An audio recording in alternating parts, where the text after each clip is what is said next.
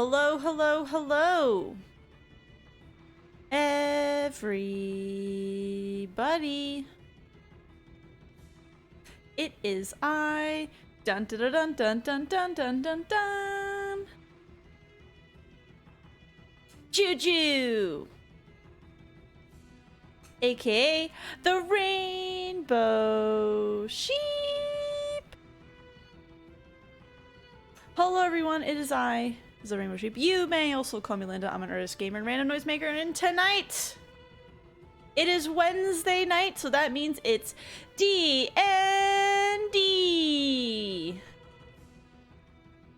Will the party make it out alive? As you can see, there is a turn order prepped and ready right here.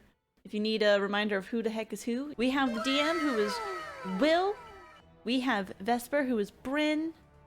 We have Farwin, who is James, and Jasnah, who is Michael. And I am Juju, your host of the stream. Linda! Hello? Ah! Hello. Oh my gosh. Hello? Yeah, there it is. I was running Hello. my getting conversations. This smells like baby cologne, or like potpourri, by the way. Oh. Like, I just smelled it. Oh, Okay. the Yeah, Bud Light. which Wait, flavor which was that? one? Apple crisp. The apple crisp. It Apple smells like crisp. baby cologne. It's delicious, though. Like, you know that, like, lavender baby cologne that, you know, moms, like, drown their kids in? You know Linda's live, right? That's fine. What do you mean? Yeah, I mean, it's fine. I like the memes. The Yeah, memes at the that- start are listen. fine. Plus, we I'm might gonna as say- well... Oh, okay. Yeah. So we're... Three of us are drinking this Bud Light, like, fall flannels, I think it's called. They're seltzers. Not sponsored. Yeah, Bud Light seltzer, and I decided to try the one I thought would be the most gross, which is toasted marshmallow, and it's actually not as bad as I thought it was gonna be. It's good. Yeah, we enjoyed it. It's just weird. It just feels like I'm drinking liquid Pop-Tart. It feels like it tastes like something that shouldn't be possible. I told Bryn that I felt like I was doing something bad. Yeah, it's So, like, I liked it, but it felt like I was doing something bad. Objectively. Doing a naughty thing. this seltzer is illegal. A single aspect. Linda, give us that recap. Oh, is it recap time? Yep, it is recap Yeah. time. Hit us with it. We start off, we're ready to be in trouble by the angry lady. So angry lady shows up and she's like, "Get in the kitchen." We're like, "No, we don't want to get in the kitchen." Then we get in the kitchen and she starts telling us that we are now the town's ghoul busters at this point. And some weasel is like listening to us. I can't remember what the heck his name was, but there was a guy at the door. He like fell down, but yeah, angry lady's like, "You gotta go be the ghoul buster." So we're like, okay, let's go find who we gotta talk to. She gives us a list of names. The only name I remember was Restin, and everybody else was whatever. But we did see this guy named Simon. I don't know if he was on the list. He's the person of the sanatorium, whatever, flip, asylum place. I think that's basically what it is.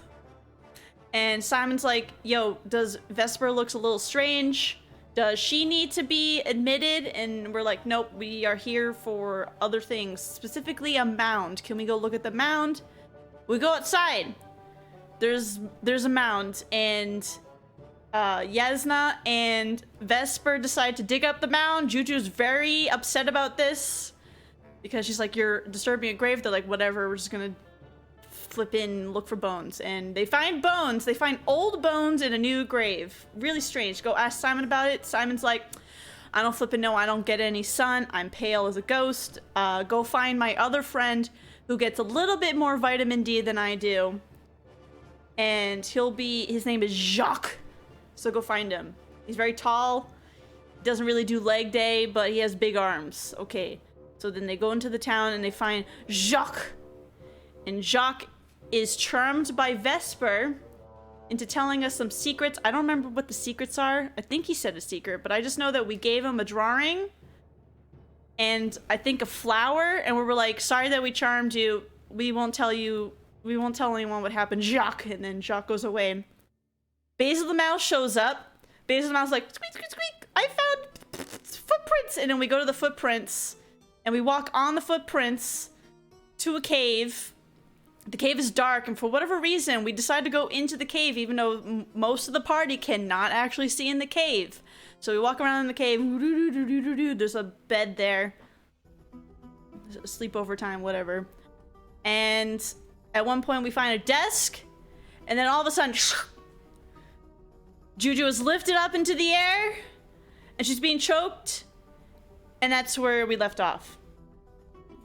And with that beautiful recap, where I'm so glad you had enough in your brain, note-wise, to get everything I had. We've already rolled initiative. Top of combat. Juju is currently held aloft in the air as nobody can see her assailant. Initiative count 23, who's taking it?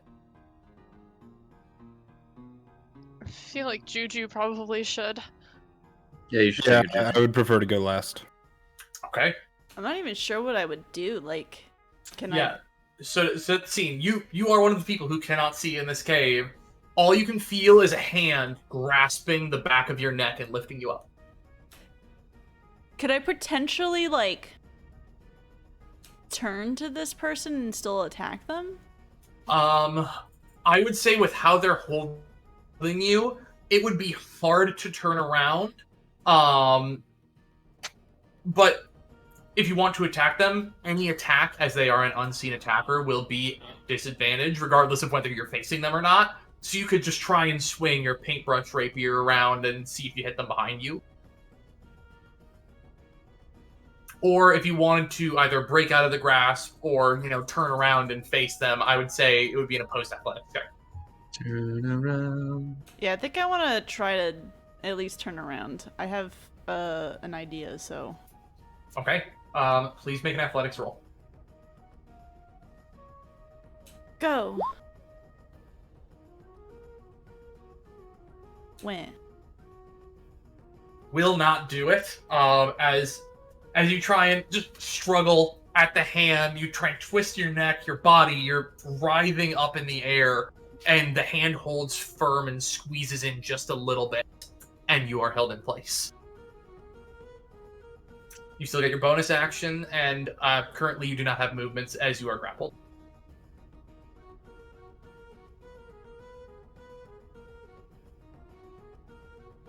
I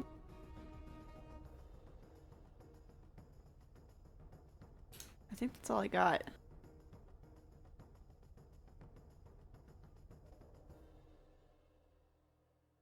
Alright, with that, initiative count 20, nothing happens.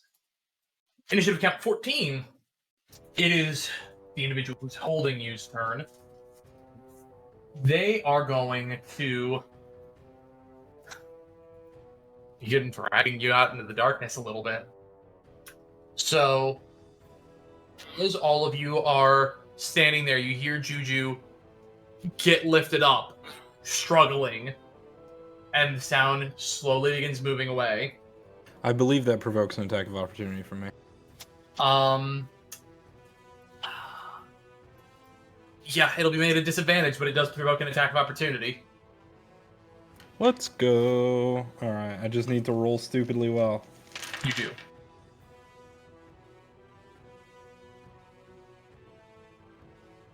Two 17s. Two 17s total. Base plus 6, so 23.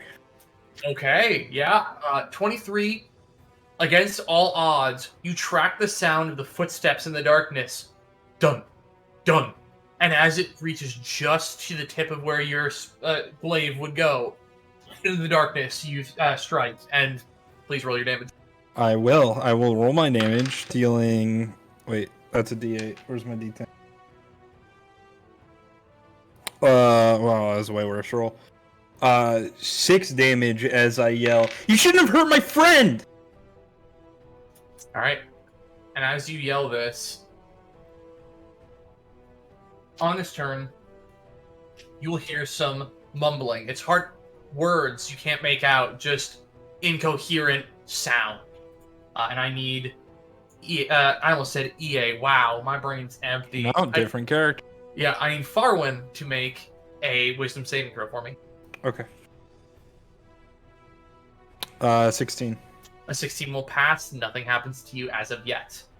Initiative count 12. It is an allied turn, and then initiative count 12-2, another allied. James said he wanted to go last, so do you want it or do you want me to take it? I'm just getting to roll 20. I forgot my password. Okay, Ooh, I let's will move take it. it. So, yeah, But I'm we'll in. have Vesper take it. But I'm in. And Jasnah knows in particular what she would like to do. Okay. She opens up her impeccably packed and organized sack and pulls out a torch and would like to ignite it. Okay. I believe it is an action to ignite a torch. Let me double check that. Because if it is an action, I would say. I think if you trade your movement action or your bonus action for it. So let's say it takes your bonus action because you're a seasoned, traveler. You're pretty good at lighting a torch. Bonus action, your torch is lit. Everybody can now see in the room 30 feet of bright light and 30 feet of dim light. So you can see about to the desk there. And if everybody's to turn around, you will see a very disheveled, scruffy-looking man, slightly darker skin, hair cropped on top and starting to go a little bit frayed and long, as if he hasn't cut it in a little bit. And currently he is ever so slightly hunched over, and you can see his very large, strong arm holding Juju aloft.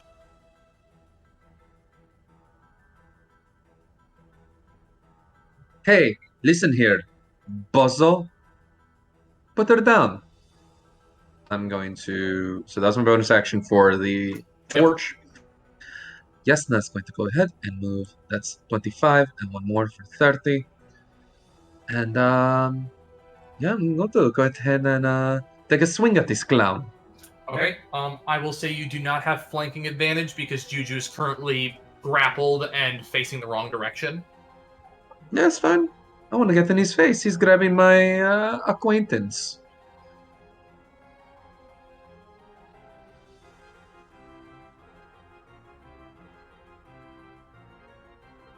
That is a 26 to hit.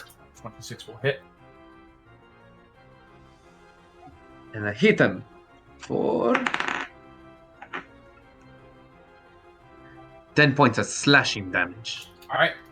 As your sword sinks into him and he takes 10 damage, he kind of rides down a little bit and looks to face you, and his eyes are blanked over slates as if there is no light in them whatsoever.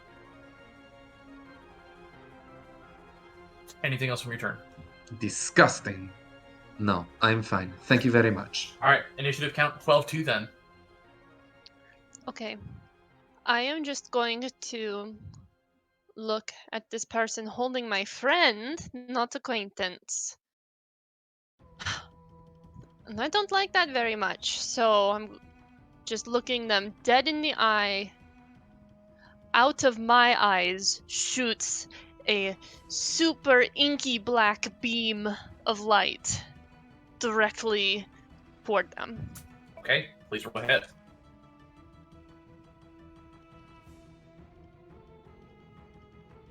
28. A 28 will hit, yeah. Hold on, I've never done this before. You guys are rolling really fucking well tonight. This is the power of friendship. This is the power of friendship. Just not me. That's a This is heavy. the power of acquaintanceship, actually. Thank you. 7 points of damage. What type of damage is it? Should be force if it's what I think it is. I believe it's force. Yes, force. Okay? As the black ray shoots out of your eye and into him, he'll once again kind of...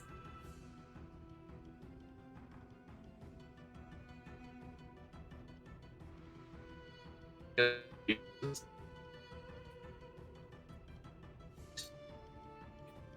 think they froze. Oh no. Yeah. Uh-oh. Yeah. Uh-oh. Hey, it's Are back. we back? Or Yes, frozen? we're good. Okay. Where did we cut off? Right as you started talking. Okay.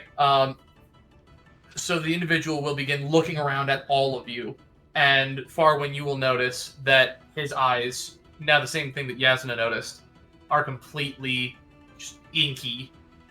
There's not a speck of color or recognition to them. Never seen that before. But I've only met 10 people. Initiative count 10. As he's looking around, he'll begin mumbling once more, and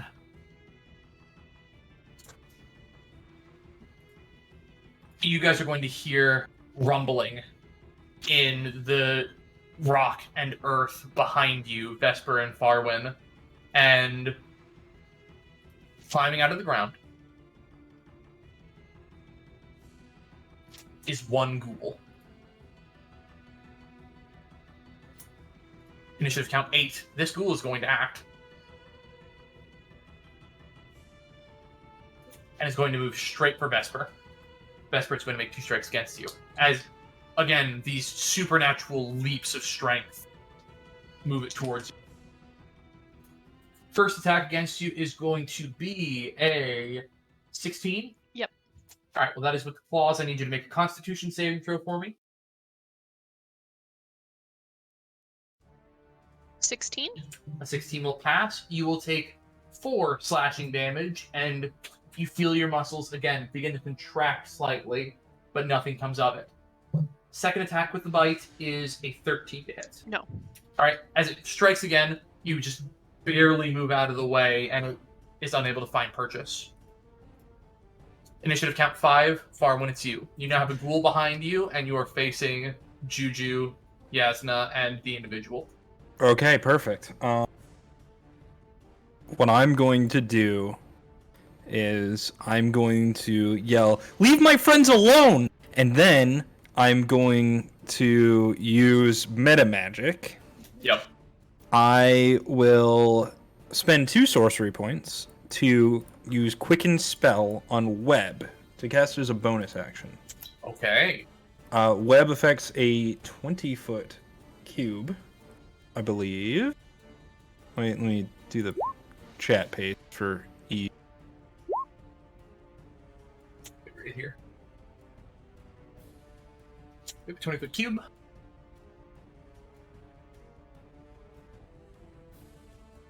And they're probably just going to be layered across the floor. I'm casting on the ghoul. So around here. Yes. There. Alright, just let me read this here. 2 solid masses.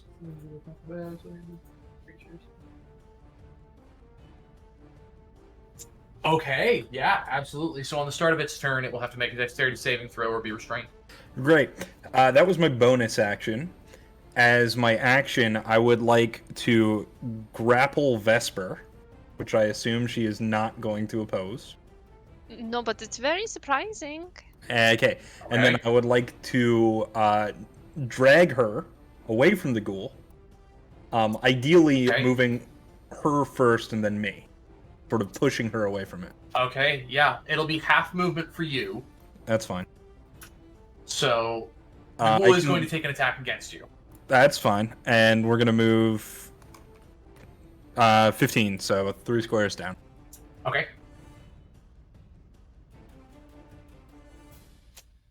With that, I know this is going to hit you because it is a 24. Yeah, that's a lot. So, please make a Constitution saving throw as it gnashes out a claw. Okay. Oh, that's not great. 12. A 12 will make it. You do not succumb. Once again, you feel your muscles begin to freeze up, and you get a flash of fear for a moment as you had this same sensation the last time a ghoul popped up. And you fight it off, and you are now able to get back to moving normally. You will take 4 slashing damage. Okay, I have Armor of Agathis active at level 2. So that goes into my 10 hit points. I still have 6 tech hit points. The ghoul takes... Let me look at this. 10 cold damage. Okay, and as the ghoul strikes out, its hand flash freezes, and you see the veins begin to pop and freeze, and its hand gets kind of deformed slightly, and it yowls out in terror and pain, but it's still going strong. Cool. Initiative count 0, nothing happens. Back to the top of the round, initiative count 23. Which one of you wants it? I mean, I could guess take it. I'll take it. Or No, you go. can take Yeah, it. you go, Linda. Okay, well, I definitely want to try to, break the grapple. Or be released. Okay, please attempt again with your athletic.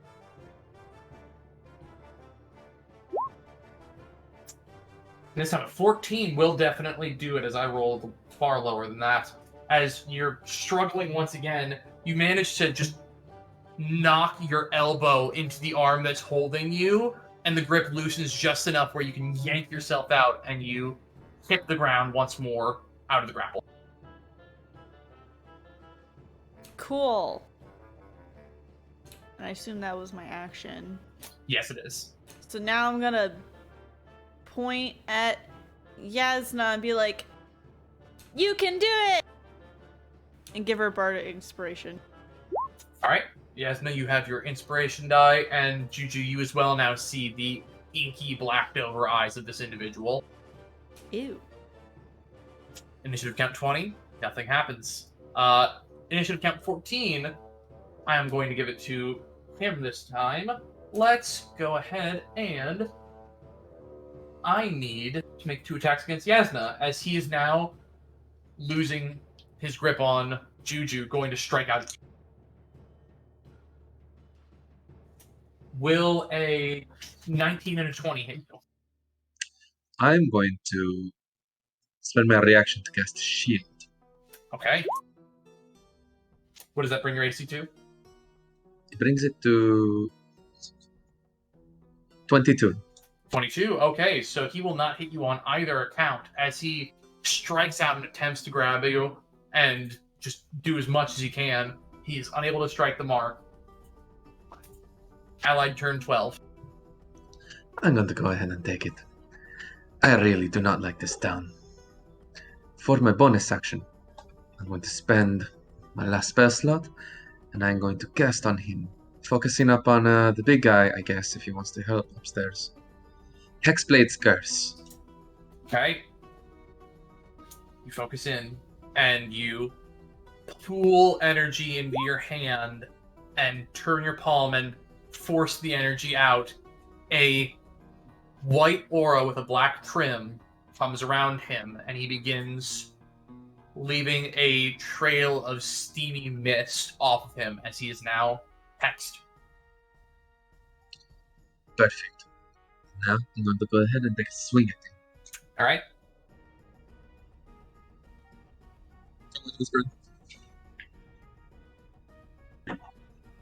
A natural 20, sir. All Please. right.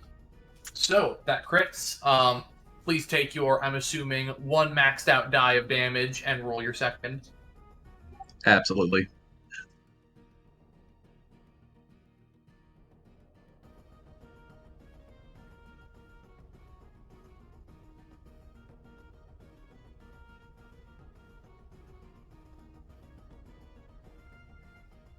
Along with the Hexblade curse damage, it is 20. Let me double check. 21 points of slashing damage. God damn. Yeah, that'll do. That he reels down again, this time dropping far down, almost onto all fours, and heaves a little bit. He's roughed up. He's standing, but he's roughed up. Next allied turn. Can I take this one? Yeah. Okay. Farn is going to turn to Vesper and say, "I'll handle the ghoul." At the start of my turn, my Armor of Agathis regenerates 2 points of temporary hit points. Yep. As per my Frozen readout class feat. I'm going to move within my reach radius of the ghoul. And then I am going to use a standard action to attack it with my glaive from reach. Now, here's the question. Do I have advantage? So, the ghoul has not acted yet. The ghoul is not restrained by the spell immediately, as far as I understand. Correct. It does not restrain them until the beginning of their turn. So, currently you do not have advantage on this. It's a little weird nuance, isn't it? Yeah, it's the spell has a lot of words to it, but It yeah. certainly does. That's fine, though. Well, 18 to hit, or 18 most plus certainly. 6. So Yeah, that'll do it. Okay, here's a d10. 8 plus 4 is 12 slashing. Okay. And then I am going to use my polearm master feat to attack with the blunt end of my weapon, which also has reach. All right. It's a bad roll. I don't want to talk about. Oh, what was the roll? I rolled a 6. So 8. 2 plus total? 6. Yeah, 2 plus 6. Okay, yeah, no, that ain't gonna do it. It's a bad roll. So you get the first strike in, and you cleave into the shoulder, try for the spin around and jab for the second, and you just swing wide. You almost trip forward a little bit, but you catch yourself, almost falling into your own web.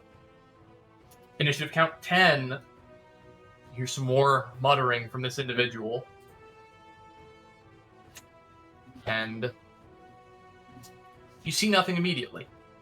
Oh. Next turn, initiative count 8. I do have to make a dexterity saving throw. What is your DC, Farwin? 14. Well, 3 plus 2 ain't gonna do it then. So this No. this ghoul is now restrained fully. Okay. And unable to move. And as it cannot move and cannot attack currently, that will be the end of its turn. Initiative count 7, however. From around a blind corner, you will... Coming up from the dirt and sprinting directly at Jasnah is another ghoul. It is going to make 2 attacks at you at advantage. First attack is 18 plus 6 for 23. That's how... No, 22. That's how math works. 24. Brain is empty. Yep, that'll hit. Please make a Constitution saving throw for me.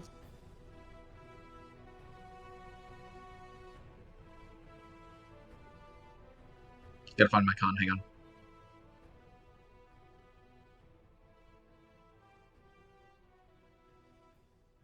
It's a 15.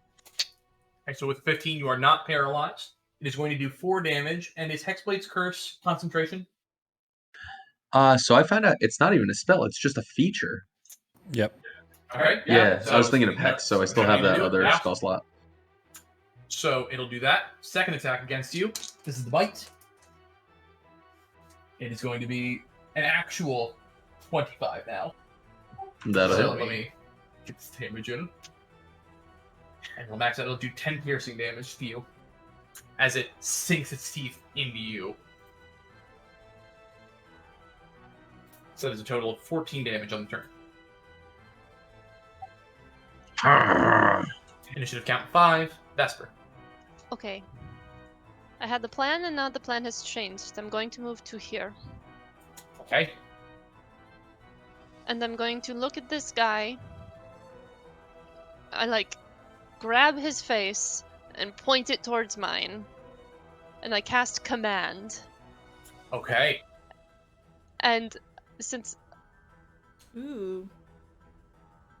I'm also casting it on the ghoul, if it can understand me. Can you post command in the chat for me? Yes.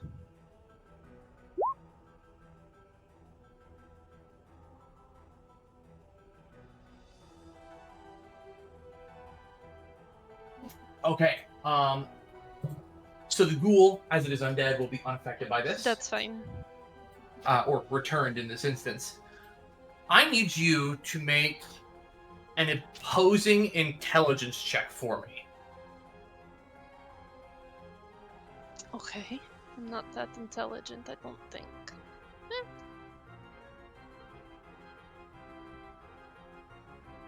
That's not great. 11. Okay, I need you to re-roll because we rolled the same number. What class are you? 19. 19 will just beat me as I rolled 17. So, please speak your one-word command, as whatever influence you put over him in this moment exceeds that of the influence that is already over him. Silence. So with that, let me see here. And I also Is that yell. Is that one of the ones that the spell lists specifically? I don't know. I didn't read the spell. You should read your spells and know how they work. It's just you speak a word and it follows the word. Yeah, there's set words, but Yeah, okay, yeah. So, silence. Okay, yeah. So I also had to read the spell. Alright, yeah, so you speak the word silence, and it takes effect. And I also yell, don't kill this guy. That felt a little weird, and I don't kill this guy completely all the way.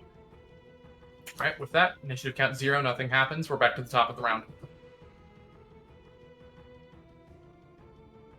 you can issue commands other than the one described. That's cool. Mhm. Never seen that Yeah. done. You know, I hadn't either, which is why I had to double check the spell. Everyone just uses stop Yeah. or grovel. Because those are the best 2 commands. But he can Yeah. still talk and grovel, and that's what he's doing. Yeah. Juju, would you want to take this one? Yeah, I'll take it. Alright. So, if I'm understanding correctly, there's a torch that's lit right now, right? But it's Yes, like placed... Jasnah is currently holding the torch. There is 30 feet of bright light and 30 feet of dim light after that. So you can see about 50 feet behind you and 70 feet in front of you. As that's where the torch is currently at. Okay.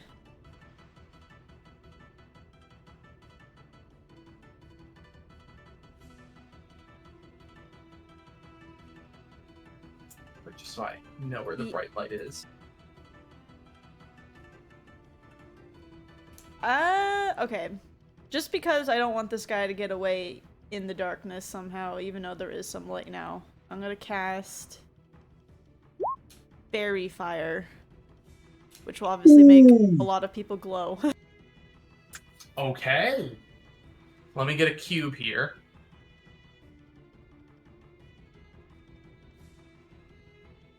Hell yes, Juju.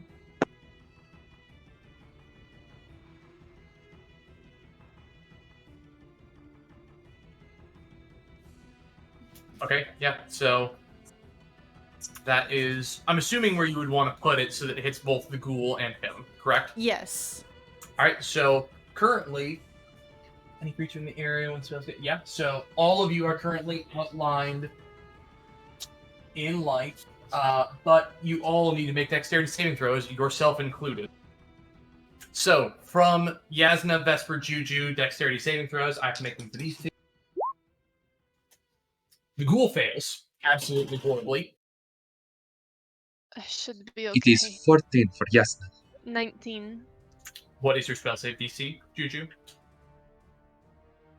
It is 14. Okay, so both of you will pass, and the individual who is holding you up in the air will just barely pass as he rolled 15 minus 1. And what did you roll, Juju, as you are 11. also under the effect? So you are under the I failed effect my of your own own spell. fairy fire. That's fine, I'm glowing, I'm happy with that. So attack rolls against you are currently at advantage. Okay. Initiative count 20, nothing will happen. Enemy turn 14, it is his turn, and while you have been hearing him mumbling pretty much consistently for this combat round, he is silenced, as per the effects of the command spell. That being the case, he's going to turn to Vesper. You're the one who silenced him. My hand is on his face, and I'm looking up-ish right at him. Hi, buddy. First attack is going to be 20. Yeah, that is. Second attack is 19. Yep. Alright, he is going to deal... First we'll do 8 bludgeoning damage, and the second will do another 8. Wow, I'm just rolling doubles. So you'll take a total of 16 bludgeoning damage as he strikes you twice. And you see his mouth want to move, but as he begins trying to form words, his mouth snaps shut. Shush. Ow, shush. Initiative count 12-1. He's up. I'm going to go ahead and take this one. Is currently Juju posing a threat to this guy? So I didn't catch what you said there. Is Juju posing a threat to this guy? Currently, yes. Perfect. I'm going to look up and say, okay, big guy, let's bring this home. With my bonus action, I'm going to cast Searing Smite. Okay. You're gonna hurt him. I mean, hopefully.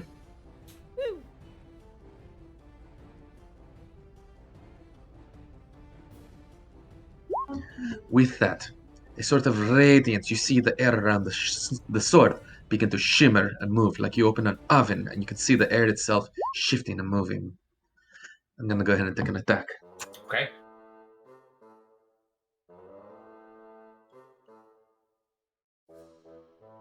Bryn. I trust Are you kidding me? Ooh. I can see from here. Oh my god. Another one. Hell yeah, let's go!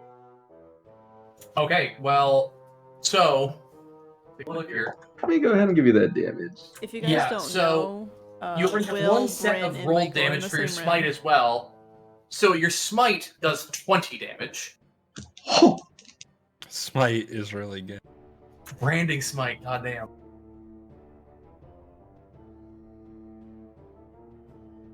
okay, so you said base, the smite is doing 2d6, so it's 12. Yeah, and then it pre-rolled for you in the chat. Unless you want to roll for your own. Oh, I'll roll for my own. Okay, so 12 immediate, and then... So 12 and 8, yeah, like you said, 20. Okay. No, sorry, 22. Oh, you roll higher. Oh, yeah. So Yeah. 22 smite damage, and then your longsword does another 8, so you're up to 28.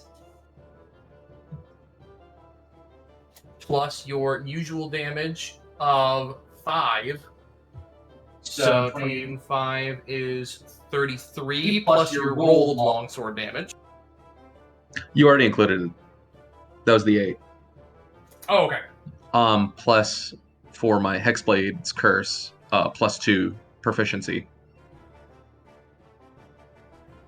Okay, Christ. So if I'm counting right, you just did 36 damage. Something like that. Did I roll yet the 2d6 that I had to roll normally No. for the smite? No, go ahead and roll that now. So you've done... That's 11 more damage. I rolled a 6 and a 5. That's a warlock. Wow. That's Hexblade. And I do think I miscounted. You were only at 33, but that still brings you to 4 damage. As you hold your sword up and begin to bring it down, before it reaches the arc, the tip of the arc, a divine light begins from the top of the blade and strings down to the hilt, and crash! A blinding white light bursts out in 5 feet, and everybody kind of has to shield their eyes a little bit, and he takes so much damage. He's now down on one knee and is writhing. And because he cannot speak, you do not hear sound from him. Genuflect, show some respect. 12-2. I'd like to take the next turn. Okay. I have a ghoul in front of me. It's restrained this time. It is. Please make your attacks at advantage. Well, I'm glad I had advantage because one of them was a 1, but the other one's a 19. A 19 will definitely hit. Not the best damage roll. 6 slashing. Okay, 6 slashing damage. And then bonus action for my Polearm Master attack. 17. That definitely hit. And that is 5 damage. Bludgeoning. Alright, you take 2 more quick strikes. Swipe down and then spin back around, crack the head. The ghoul is bleeding heavily, and it's beginning to lose its form ever so slightly, just barely standing. Okay. Initiative count 10, he cannot speak, nothing happened. Initiative count 8, do they get a saving throw every turn for the web? I believe it is at the end of every turn. Each creature that starts its turn in the web or enters them during its turn must make a dexterity saving throw. Okay. Yeah, so it would be at the start of your turn. Oh yeah, let me see if it has to take its action to make a strength check against it.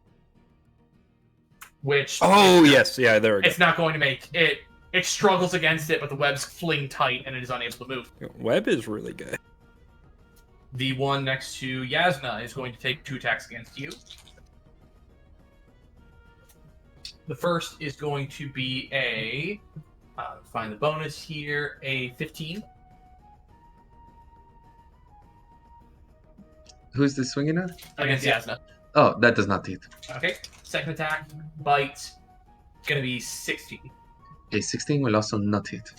Christ, so it just glances off of your armor. The claws rake twice, and it's unable to catch purses on you.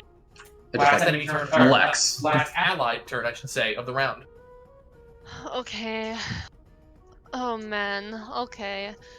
I'm just going to take out my quarterstaff and non-lethally bonk this guy on the head.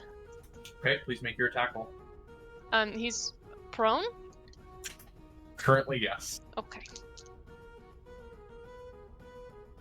A 19 plus so many. It will hit, and let me double check. Does your Hexblade's curse affect other creatures' criticals or just your own? That's what I need to look at. I'll double check. I don't think it affects anyone else's. That's also not the critical Yeah, for me. any attack roll you make, so Yeah, so it's only me. So it's a 23 to hit. A 23 does hit. And then Please roll your damage. max damage 8. 8 damage. He's looking rough. I need to roll now that he's below the threshold. His eyes are still milked over, and he's barely conscious, but he's up and fighting. As I bonk him, I just say, knock it out! Initiative count 0. He is going to writhe on the ground once, and let's see if I roll something here. I do. He is going to quickly snatch out his hand, and you'll see what looks like a spider on the ground, and he just shoves it in his mouth and begins chewing. What? Ugh! Ew. He's a hungry boy. And you see his muscles bulge up ever so slightly. Initiative count 23, top of the round. I guess I'll go, and I guess I want to get away from that. Okay. I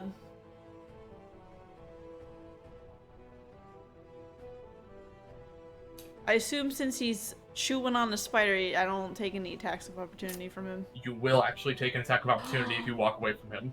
No! So are you walking away from him? I was gonna go around to And he's the ghoul. prone? If he's prone, it would be a disadvantage, I believe. I do not believe being prone gives you disadvantage on attack rolls. Let me double. Melee specifically. Melee attacks are on disadvantage. Yep.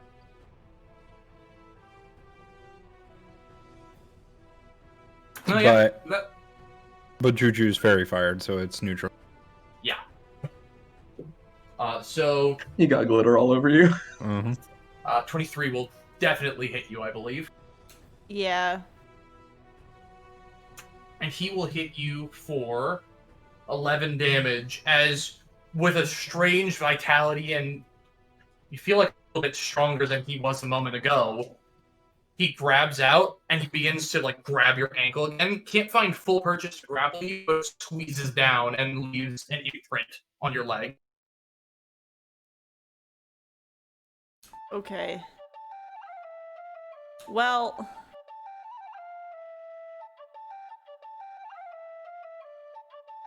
I'm just gonna do what I was gonna do. I'm gonna run over here. Even though I probably wobbled over here a little bit. And I'm still gonna headbutt this guy with my flippin' horns. Alright. Alright, please make a strength-based attack roll for me. How do I do that again? Do I just hit strength? I believe it should add your proficiency modifier because it is a racial ability, so it'll just be a d20 plus 4 for you.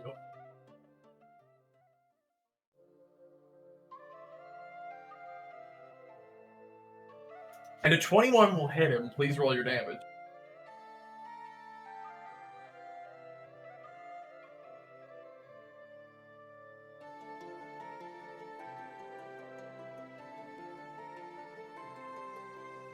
Three damage. Not quite enough, and actually roll that one more time for me, because this guy's fairy fired. Crit fish when you can. Not the damage, the attack roll itself. Oh. There we go. Oh, hey! Nice. Hey, crit fishing! So with Heck yeah. that, it will do an immediate additional 4 damage, and that's just enough as you rush forward, your leg limping at first, but then getting one good push off the ground with the other. You ram your horns in, piercing the core of this ghoul, and it falls limp, sliding off your horn onto the ground. I like to think I tripped into him. That's entirely possible. It did give you enough force to get it, though. Initiative count 20, unless you have anything else on your turn. Nope, I'm good. Alright, nothing happens. Initiative count 20. 14. He's going to stand up off the ground. And still milked over eyes, he's going to walk to the ghoul. And Vesper, this will trigger an attack of opportunity from you. Yep, I was going to say I will take the bonk opportunity.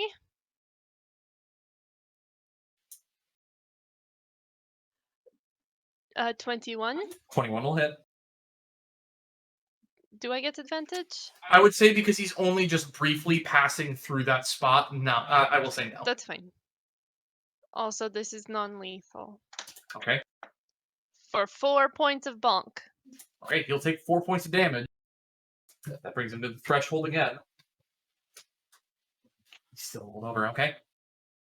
And he is going to, once again, reach down. This time not for a spider, but for the ghoul. Oh no. And he is going to take a bite out of the ghoul. Ew! Hungry boy!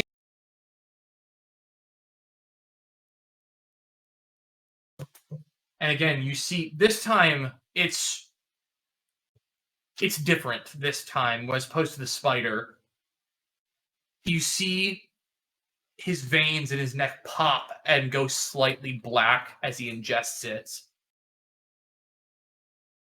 Ew. And that will end his turn. Initiative count 12, allied turn. I'm going to go ahead and take this one. Okay, here we go. DM to confirm this disadvantage with flank. Yep. Go to sleep, go to sleep, go to sleep, go to sleep.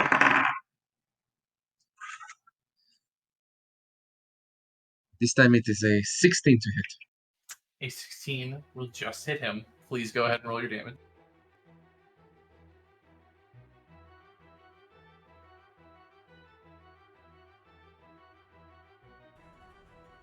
It is a 13 points of slashing damage. Okay, that's including your hex plates. Yep. Thank you for checking. He's still rough. And all right, as that strike hits him, you crash into him with your sword, and you see the milky fix over his eyes fade ever so slightly, and a little bit of light returns to them. And just as soon as it comes, it goes away again. It looks like he's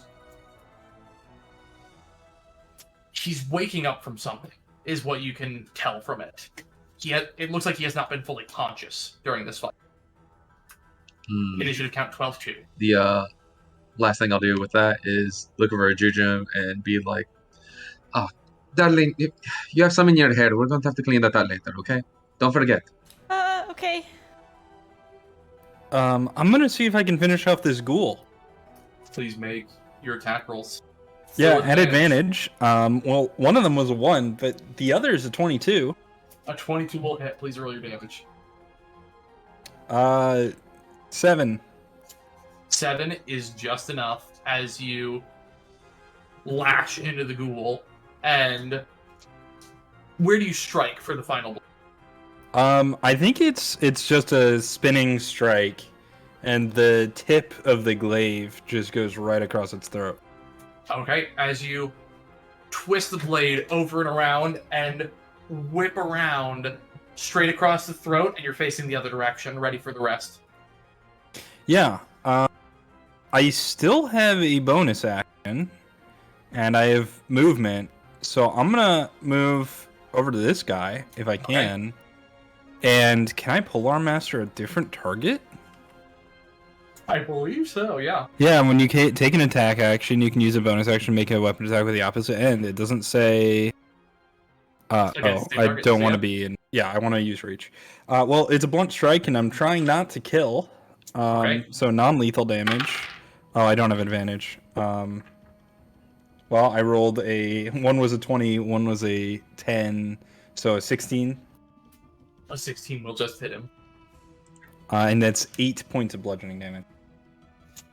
With your 8 points of bludgeoning damage, as you come over and you swing the back end of your glaive down, hitting him straight in the center of the back of his head, he collapses down onto the ground, hand beginning to reach for the ghoul in front of him once again, until it just goes limp, and he stays silent. 8 points of bonk. I will say we are out of initiative order, and for the benefit of the party, Vesper, you can still feel his heartbeat and his breathing.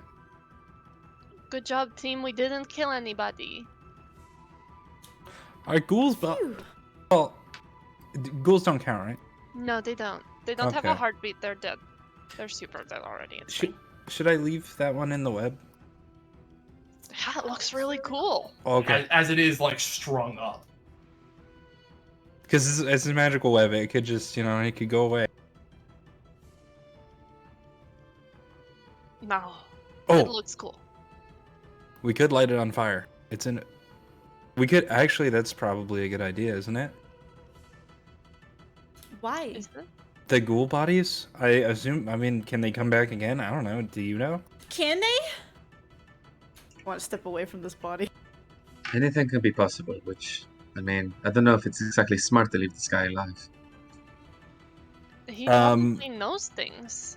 Farwin is gonna go over to the other ghoul and he's gonna start dragging it towards the webs. Okay.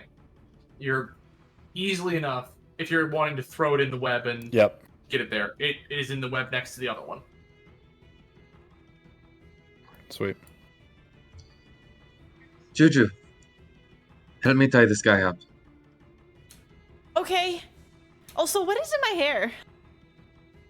Oh, we'll worry about that later. It's when you use your horns. Your horns, remember? Yeah, that was an accident, kind of. Have you ever left a fish stew in a sock and then popped it accidentally, sort of like that? Huh? It's okay. Come help me with this guy. I'm gonna Okay. pull a rope out. Okay. I'd like you to make a survival check for me to see how well you've had the rope to him. Is Juju able to assist me? I would say yes. Thank you.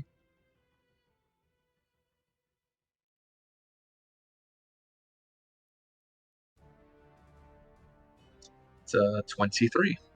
A 23. You feel pretty sound that you have tied a decent enough knot in multiple spots that he won't be able to break out anytime soon. Okay. Perfect. How about we keep him with us and you said that we saw a bed earlier and some other supplies? Yes, now that you have the light of the torch, if you were to walk back to the west, or I should say the east side of the cave, as map north is, area south. If you were to walk to the left on the map, over to the east side of the cave, there is a small fire pit with dying embers and a bed. Just a small cot. Nothing, good by any means. It's just basically a shitty mattress thrown on the ground. What do you think, acquaintances? Perhaps we should look around, see if there's any clue, any diary, anything written like that. Why don't we just ask him? This guy? Yeah, let's interrogate this guy. He obviously knows something. I don't trust him as far as I can throw him. Well, Why don't we actually, that's a check bad the analogy. desk? That's my thought too, Juju. No, Basil saw a desk. Or a thing. There's things up at the top of the cape. There are things at the top. I want to walk towards the desk, and I assume on my way over there, my fairy fire turns off, Yes, it will turn off. and then I'm like, And- it's dark. Yeah, if all of you are moving towards the top of the cave to investigate the desk, the torchlight, if it moves over there, is enough for you to see. Jasnah, do you wanna... Farwan's pointing at the webs with the ghouls suspended in them. I don't like that. He literally ate one of those things. We're going to keep him with us. I No. don't like them being near each other. No, but the torch and the ghouls and the web. Oh yeah, sure. Okay, you set the web on fire, and by extension, the ghoul bodies. And I won't get into details about the smell, but it is horrific. Apart from the smell, Farwin, this is almost kind of pretty. The circle of life. Ends on life. I would like to investigate the desk. Yeah, absolutely. Looking at it, it is strewn with papers, spilled ink, quills, and it is partially broken. As you can see, there is one, on the left side of the desk, it looks like something slammed down hard into it and cracked the wood, leaving part of it strewn on the ground. There is a small cabinet to the right that has smashed vials, liquid on the ground, and more papers that have been crumpled or soaked.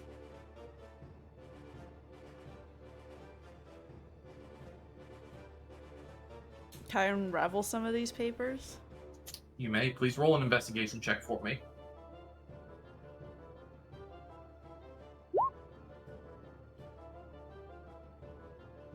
$20.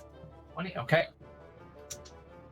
With a 20, looking through all of this... Sorry, I just stopped a cat from biting my camera cord here. Don't do that. As you are searching through, you see a lot of similar phrases. And some of it you can't quite make out. It's not all written in common. A lot of it is written in runes and languages that you can't understand. And I will say, regardless of what language you have currently, you are not able to understand the writing on there. There are 2 phrases that repeat in that weird runic language, and there is 1 phrase that repeats in common over a couple of separate notes. I must become one.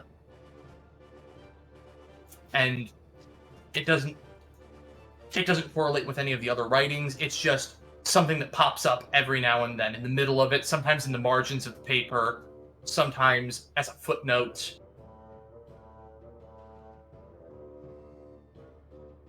Okay. Well, I'm gonna take some of these papers then. Okay, yeah, you're able to. Are you spending time taking as much as you can, or are you just taking the ones that you found those phrases on? Probably just the ones with the phrases on them. Okay, you just take them, shove them in your bag.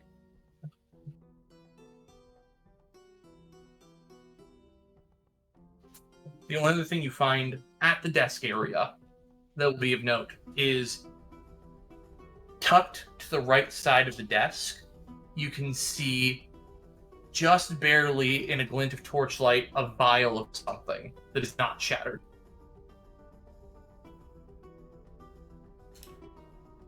I guess I will take it too. Okay. You see plainly before you a vial full with a kind of dull red liquid. If you swirl it around, there are little flickers of white in there, and it glows a little bit, and then it dulls back down as it settles. It looks very similar to what was handed to you after your initial encounter with the ghouls.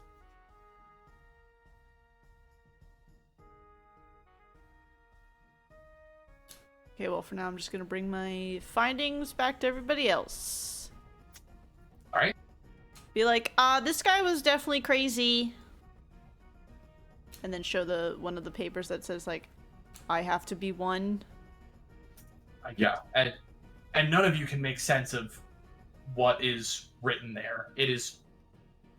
There are sporadic phrases, words that just don't make sense, and that runic language that is just completely foreign to all of you.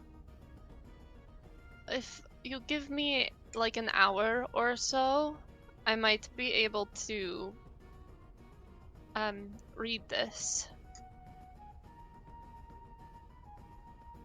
Okay. Also, do you guys think this is a healing potion? Because, I don't know, I don't think I want to trust a random vial on some weird dude's desk. I mean, that's probably for the best. I'm not sure. You can just hang on to it for now, perhaps. Okay. Right? So, Oh, actually, that gives me an idea. Yeah, we can't trust this guy. I'm going to take my boot off. I'm going to take my sock off. Vesper, What? do you have more rope? No? Does anyone have more rope? No. Let me check.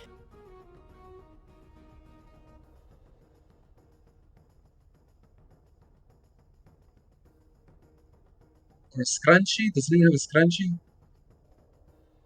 I'm kind of using it. But I guess you can have it. I don't know. Okay, hang on, let's see if Juju has it.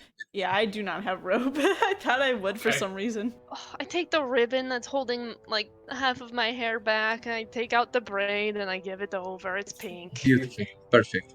I take the sock and I put it in this guy's mouth, and I'm gonna use the ribbon to keep that in place. okay. We can't have him talking. He made those things. I don't know, conga dance and everything.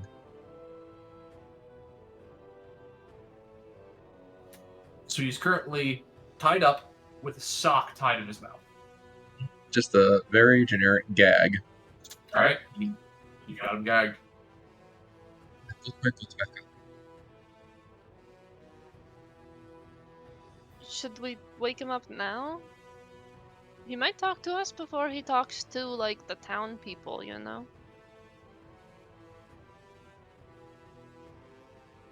I don't know, he was just attacking us. I clench my neck a little bit. I think we should talk to him. I mean, I don't know who in the town is telling the truth. That's a good point. We should at least get out of this cave. I hate this. It's just like we had this guy called Meat Pie back in my town, and of course they always want to be self-indulgent. They go into a cave, they write their manifesto. It's all very dramatic. It's stupid. Okay, can we get out of here? What are you talking about? Don't worry about it. So you are leaving the cave. Only if everyone else is on board. Yeah. Yeah. With that, let me move us back to the town map here. You were able to drag him out of the cave. It is the afternoon hours now. You went in as the sun was beginning to get closer to those. It is just as bright as you left it, though. Do you make your way back to town? Are you doing anything special along the way, or do you just want to get there as fast as possible? No, I don't think we go back yet, right? So you want to talk to him before we hand him over to Helena? Very much, yeah. Farwin, what do you think? I think we should talk to him before we bring him into town. I still don't know who to trust in the town. You know, I don't want to not trust people, but the sanitarium guy was weird. Farwin, I am so proud of you. You must be very skeptical of authority figures, always, okay? Okay. Juju, you on board? Yeah, I'm on board. Okay. With that, if nobody is objecting, you are able to get back to town before the sun sets. We're not going back to town. Yeah, we want You're to. going back to town? Yeah, we want to talk to him before we get to town. Okay. How are you waking him up? As he's currently unconscious. I want to prestidigitate like smelling salts into his face. The That's really smell of fucking cool. smelling salts. Wake up! Can minor illusion do smells? Because I could do that too if prestidigitate can't. I believe Prestidigitate can do smells. Right? It can do sound, smells, and taste. Yeah, an odd odor, which I would qualify smelling salts. Okay. Yeah, that's probably true. Yeah, you take like a little stick off the forest floor, you cast Prestidigitation on it to give it that really pungent odor, and you just hold it up to his nose. 3, 4, 5, and he'll just get his eyes wide open. You notice immediately no milky white texture over the top of them. They're not like he has a hazel-colored eye, and his eyes are darting back and forth. Socks still in his mouth. Jasnah, you saw him close up. Does he look more normal now? DM, would I remember that? Would I need to roll history? You would not need to roll history. It was normal and noticeable in the first place that his eyes were noticeably off, and they are more alert and human now. Okay. So we're going to have some questions for him. Yes. Yeah. Okay. I kneel down. I look him dead in the eyes. I'm going to take the sock out of your mouth. If you do anything strange, like all more of those things that you chomp down on so heartily, I'm going to materialize my sword. Just As the sword materializes in front of his face, he begins like writhing against his restraints and like trying to scoot himself away from you. good. And I believe that we are in understanding of each other. Vesper, get the sock and get your bow. Sorry, but I pull out Basil and put Basil on my shoulder. Okay. Hello. And then I go untie the sock and my bow. Slowly though, so if I hear him start muttering any of that shit again, I'll put it right back. Okay. As you untie the sock from his mouth, and he's able to get the first breath, like full breath in his mouth of air. He goes, and he just starts hyperventilating a little bit, and like still, mind you, trying to get away from Jasnah, because he regained consciousness to a sword being drawn on him. So he's freaked out. He's struggling, and yeah, gotta make a check for him. 23, was it? Mine was, yeah, it was a 23. He is very unable to break the binds or wiggle his way out of them. He's struggling really, really hard against the ropes, but it's to no avail. You tied very, very comfortable knots. And he just looks at all of you. What do you want with me? Where have you taken me? I kind of just want to know what the fuck you thought you were doing back there when you tried to kill us with ghouls. A bit. I don't know what you're talking about. Where am I? Can I insight check that? You may. Nat 20. Without a shadow of a doubt in your mind, you get the feeling that he doesn't know what's happening right now. Guys, I think he's telling the truth. I want to pull Juju aside. Okay. Okay, Juju. So, I was the bad guard. You're going to be the not so bad guard. Sweeten him up. Ask him some questions. And I'll look at him again real hard. I mean, you don't have to do much to scare him. You pull the sword on him. Hi. Sir? Can I call you sir? It would be nicer if I knew your actual name. What's your name? Just gotta think about how he'd react to this. You're good cop, bad copping him. I want you to make, honestly, a persuasion check at disadvantage. He's tied up. He's had a sword drawn on him. Boom. He's very confused. Wow! 26. So as you walk up to him, and you crouch down, and I'm imagining you kind of like cross your arms in front of your knees and like just look him in the face. My name is Restin. Where am I? Why am I here? Why did you take me here? Well, we were looking for you, but it seems like, do you find that you have trouble with your memory, Restin? I don't know what I'm doing here. I don't know why I'm tied up.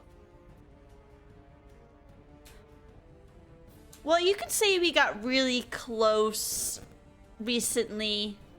You don't have to worry about that if you don't remember, but we're just trying to find out some information. We kind of found you in a cave, and you seemed a little grumpy. Are you grumpy lately? Like, are you okay? Like, did you want some tea? Like, I don't know. I don't know what you're talking about. I'm just confused. I don't know where I am. Where's my home? Where's my family? Where am I? Have you made any, like, weird friends? What's the last thing that you remember before right now? I'll just kind of look over at you. I was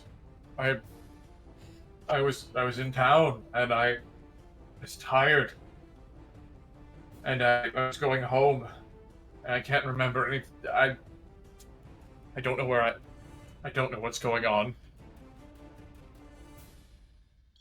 Juju, show him the writing that we found. Is this your handwriting? Yeah, and I'll take out one of the crumpled pieces of paper and be like, do these belong to you?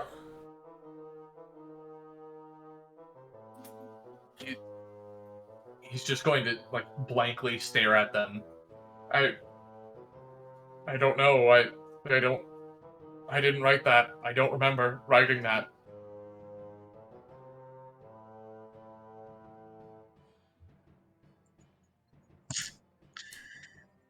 Farwin, you say you trust this guy, or you at least believe what he's saying? Yeah, I believe him. I don't think he actually knows what's going on.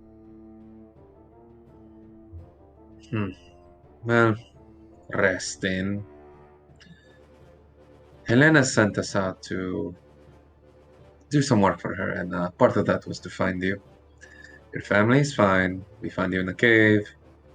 You got a little out of hand, but you're with us now. What do you say, acquaintances? Let's go bring him into Helena. Tell our side of the story. You can tell his side.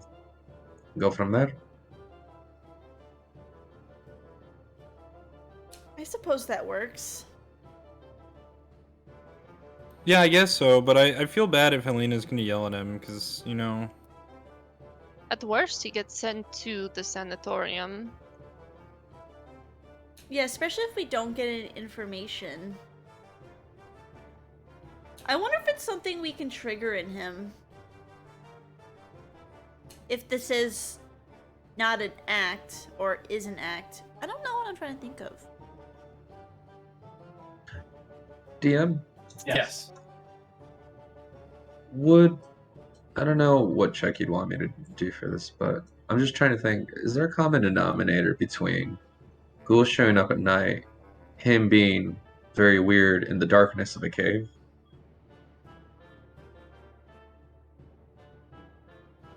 I would say, in terms of the cave, it was just a dark cave. Like it was not letting a lot of light into it, other than the first 20 feet of the entrance. So that was pretty normal. The ghouls and him, however,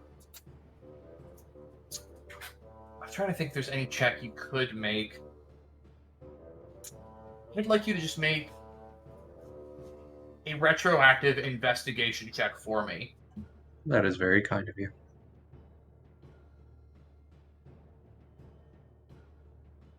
Jesus. Brent. Will, you too, man. Dude, you just check it out. That's 3 in a night. That's another 12. That's Yeah. 3 in a row. With The, Juju. the total will be 21. Okay, so with your 21, the last information that you got from Helena was that he, and mind you, information you had also gotten from Cabas and walking around a bit, was that he had been acting strangely for a couple of days and had gone missing the same time that the ghouls came.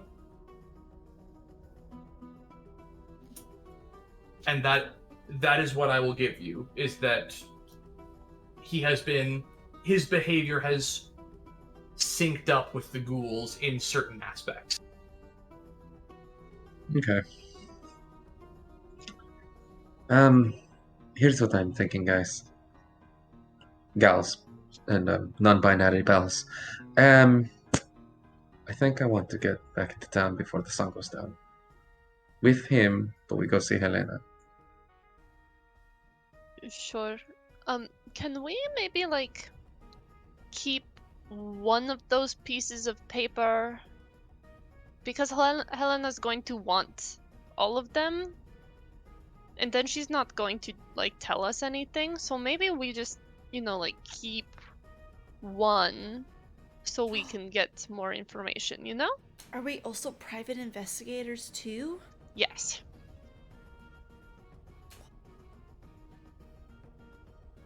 Why don't we just copy it? I mean, Or- there's a lot of them. I mean, I could write it in my sketchbook too. Or we don't tell her we have anything. I don't really want to lie to her, though. Lying's bad. It's not lying if you don't mention it. I'm pretty sure that's lying. By omission.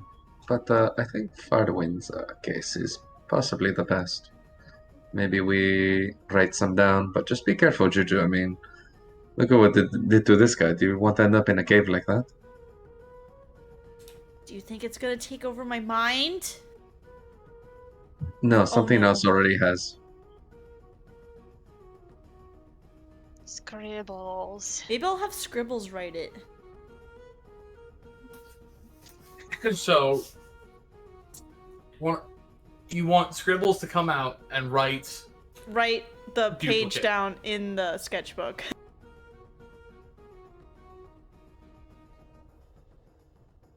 With their big derpy pencil that's also a doodle. Oh no, they're frozen again. This Oh, is no. how we all die. Hello? Frozen Can you hear us? party! Yeah, we can hear you now. Okay, yeah. I will say... to have Scribbles write us. It would... I'm not going to say it's impossible, but it would be difficult, to say the least. It wouldn't look good, and I would need you to make a dexterity check from Scribbles. And depending on the result, some bits of it might not be legible.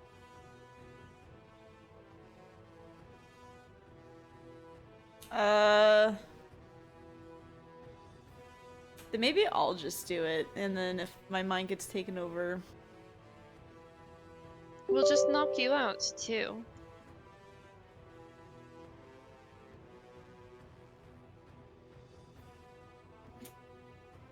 I will I say... just say we save a piece. Okay. Because they're like the same thing, right? Like, on multiple pages, for the most part. Okay, yeah. It's... So is the plan to write down or save? Just so I know. I'm going to save one piece of paper at least, and I'm Okay. gonna hide it in my sketchbook, like, you know, put the page in the sketchbook. Okay, that is totally fine. At this point, are you guys going to be staying for any reason in the forest, or are you headed back?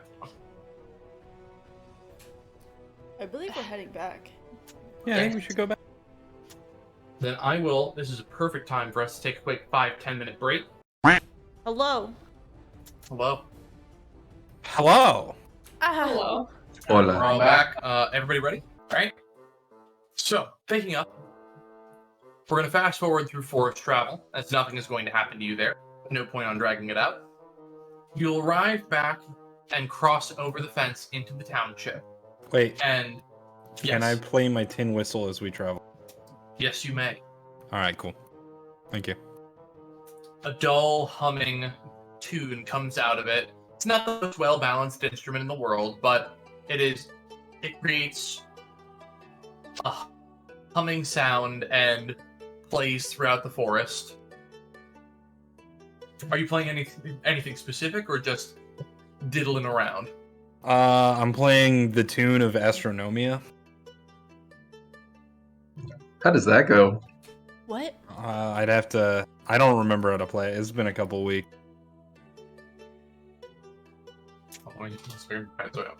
It's a coffin dance song. Oh, okay. Okay, I figured yeah. it was a meme. Yep. So the coffin dance jives throughout the forest. You'll make your way past the fence and into the town of Venarius. Where are you headed first? Well, we should find Helena, right? Okay. Right, team? Yeah. What's the matter, Fatima? Why don't you want to, talk She's to Helena? angry. I don't like her very much either, but she does owe us money. That's true.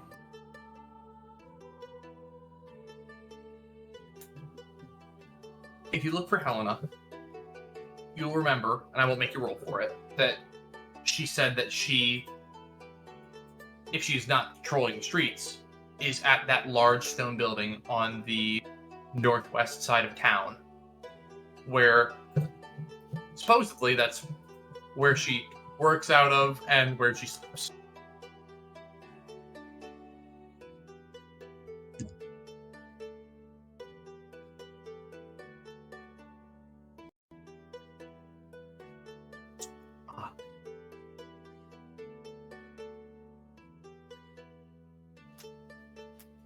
All right. Alright, yeah, so you are able to make your way to the building. There's not too much traffic in the streets today, but you will, the few people that are out, you'll see look like passing at you, just stare intently as you are effectively dragging a man through the street, bound. Basil waves at all of them. I don't know if they're paying attention to Basil at this very moment, because there is something more out of place than a mouse. Sure. Oh no, I think we're embarrassing him. Well, he did this to himself. Are you sure? Did he? I guess we'll find out. Maybe. Didn't you Maybe. bonk him on the head? Yeah, because he was trying to kill us. He ripped my sweater again. Yeah, but I don't think he meant to. He did choke me, lifting it up in the air. Could have been an accident. Or he thought you liked it. What? What are you talking about? What does that even mean? I'm a child. Right. Oh, yeah, so all of your surprisingly jaunty banter across the streets as, you know, the more depressing side of you bringing the man through town. It's a weird juxtaposition between what's happening and what you're saying. And you finally make your way, you go past the Barley Beholder to the stone building, in which you can see emblazoned on the side, you hadn't quite been over there, is labeled Venarius Town Hall.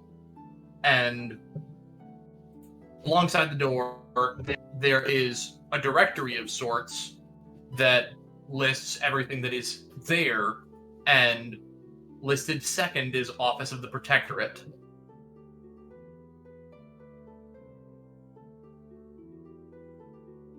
She'll probably be there. Because she's that, I think. I don't know. Let's go. Okay. Moving inside the building, you see that it is just a well-fortified building. It is thick stone, at least 3 feet thick, every single wall, interior and exterior. It is well lit for its design. There are torchlight fixtures along every wall, spaced out so that bright light is constantly emitting around you. You make your way in and around, and there are signs on the walls leading you towards the office. You go forward in, you take a couple of rights, and then there is an office that just says Helena on it.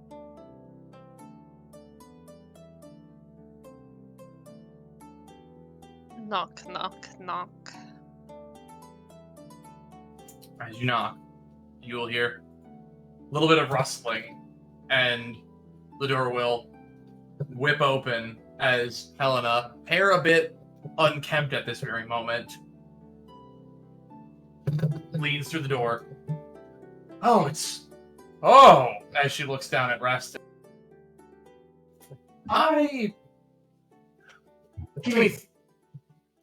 No, just come in. As she'll turn around and start shuffling around on her desk, she'll find a hair tie and kind of pull her hair back and get it tied up in a knot. Found you drunk? I don't know if he's a drunk, but at least he is alive. That is honestly better than what I was expecting. All right, just tell me from the start everything that led up to, and she's gonna gesture to him being tied up. Well, I mean, we followed the footprints to a cave.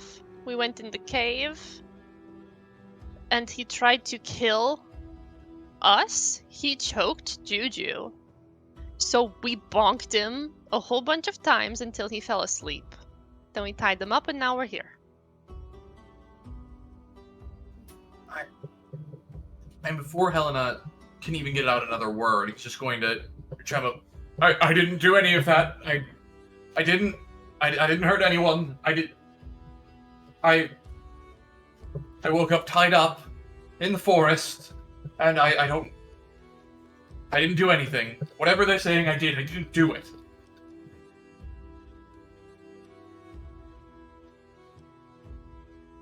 And she's going to yeah. She's gonna look at both you lot and him. Now you both can't be telling the truth here. I just and she's gonna pull up a chair. Please just sit him down right there. Sit. He'll kind of flinch a little bit as you speak specifically, and he will sit very quickly.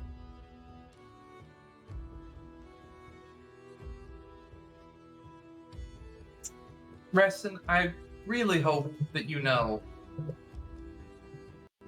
that I only have your best interests in my mind. But I need you to go over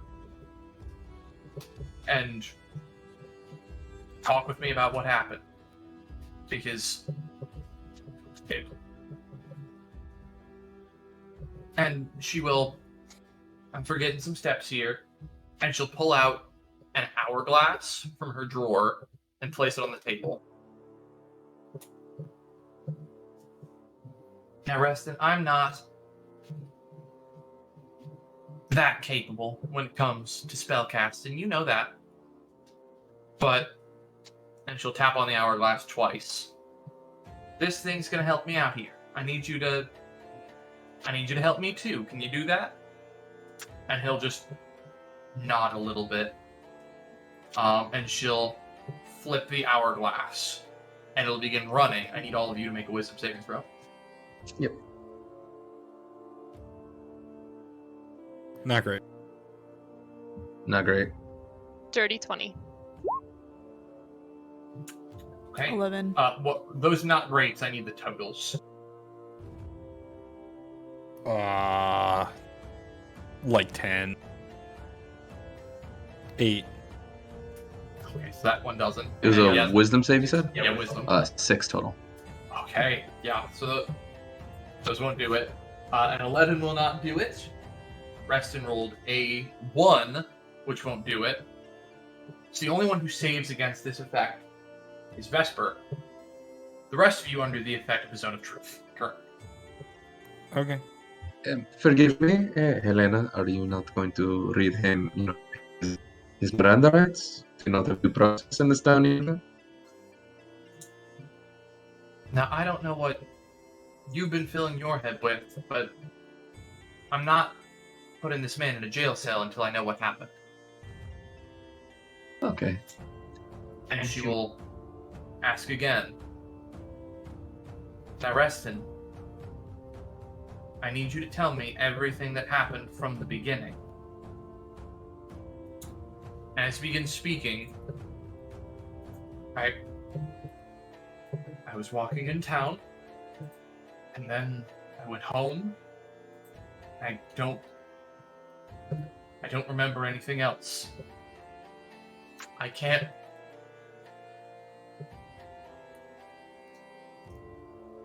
remember anything else. It was just a day. I was tired, and I went home, And then I woke up and I was tied up in a forest.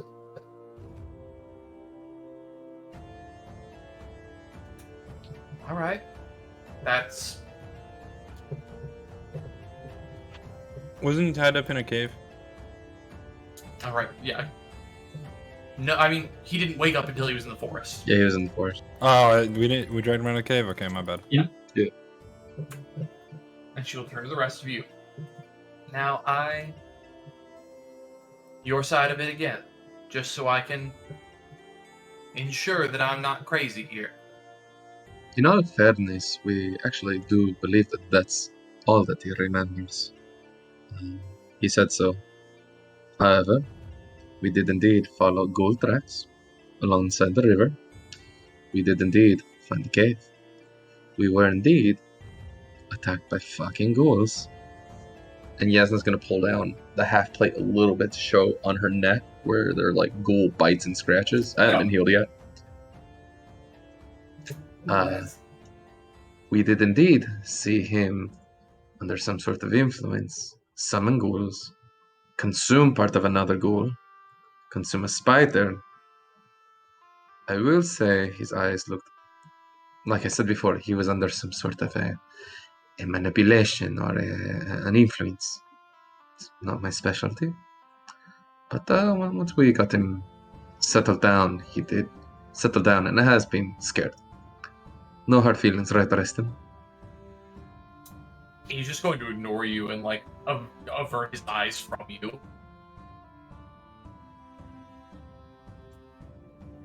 And I think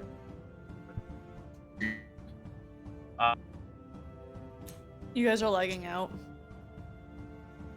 oh no. It's fine now. Okay, Yeah, you're good now. we're good now. God, I hate Spectrum. Ellen is going to tap her finger on the desk a couple times and just flip the hourglass back over. And the zone of truth is gone now. Okay, well, I've heard as much as I think I need to hear. Now, Restin, from what I understand, you were not in control of yourself, whether that be by some exterior influence or by your own volition, something inside of you. You hurt some people, and I don't know what this whole ghoul business is. Frankly, I just need to get boots on the ground to try and get some intelligence about this. But for now, I'm not putting you in jail. I'm not throwing you under lock and key here. But I do want to have you sit down with Simon, and if he thinks you need it, we're gonna get you help up in his home over there. Does that sound okay with you? Or are you going to make that a problem? And Restin will sit and be silent for a moment. I would prefer not to go there, but I'm not going to cause trouble.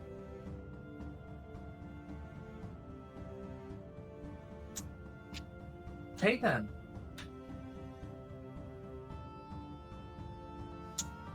I promise you all, and she'll pull that bag of coin up again, and I am a woman of my word.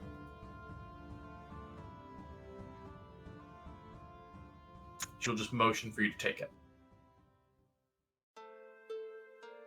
Thank you. Thanks. Helena, quick question. Have you sent other people to this sanatorium in very recent time? Not particularly. Usually it's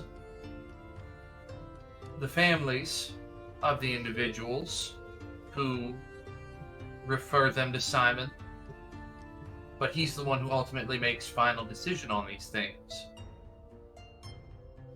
He is a professional, and I trust his opinions profoundly. And Simon will have Restin's best interests at hand and at heart. I mean, yes, and I've gotten his word as much. May I please insight check that? You may.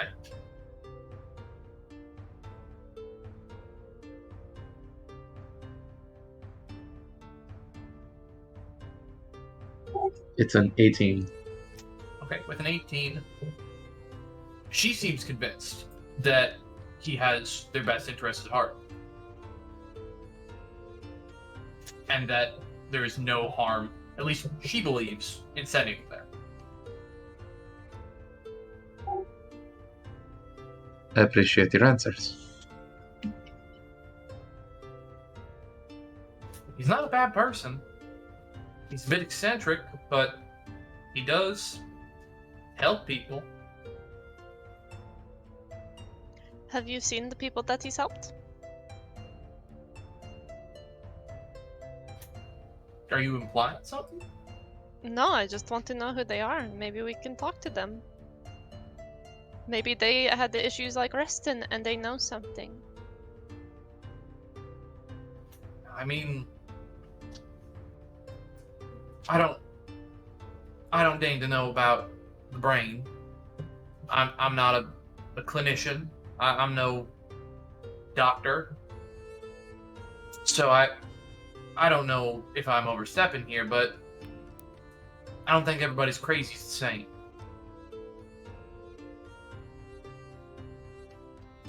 Do you think the ghouls are gonna go away now? I really hope they do. I can take care of them well and good, but I'd rather not put townspeople here under any more undue stress or fear of danger. Helena, do you know any local lore, local tale, or legend about becoming one? That's what the ranting said, right? Become one? That's what it said. She'll pause for a second and just go, No, I don't think so. I'm not too well versed in local lore here, but I've tried to learn as much as I can since I got posted. So Can I I insight don't think check there is. that specifically? Which part of it? The not that since I got posted, the like, no, that's not something I've heard of. You may. 13 plus 4, so 17. With 17, she seems genuinely just stopped by the phrase. Not because she knows something about it, but because it's just a phrase that she'd never heard. In context, at least. Can I ask her how long she's been stationed here? Well, it's been, I want to say, 5 or 6 years now. I was working at Ioris. I think I already told you guys that. And that was shortly after my training was completed. And eventually the person who used to be here, unfortunately, met their end, and I was sent to take over. Is it normal for a town this size to have a sanitarium?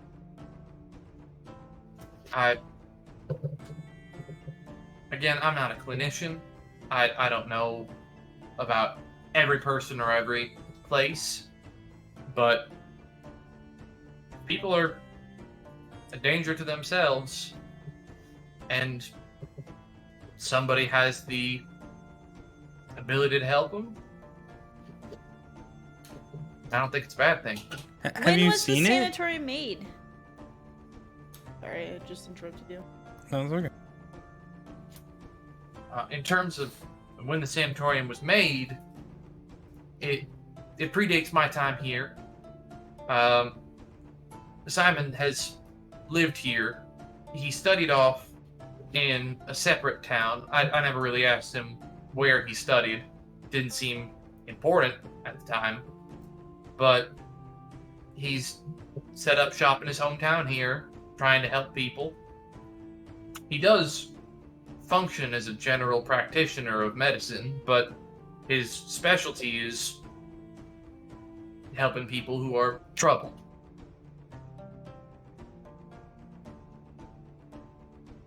And then, what was your question, Farwin?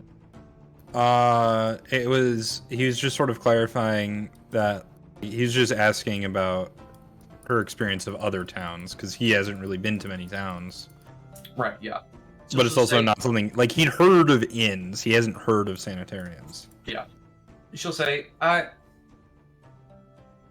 would venture to guess that they exist elsewhere. I don't think Simon is unique, particularly, but I have personally never encountered one, just because the nature of my job previously never brought me to one. Town this small, though, if there's one here, I can't, well, ignore it, can I? No, of course. Does anybody else like need a drink or something? Yeah. I'm too young for that. But you look thirsty. We should get you some juice. Juice.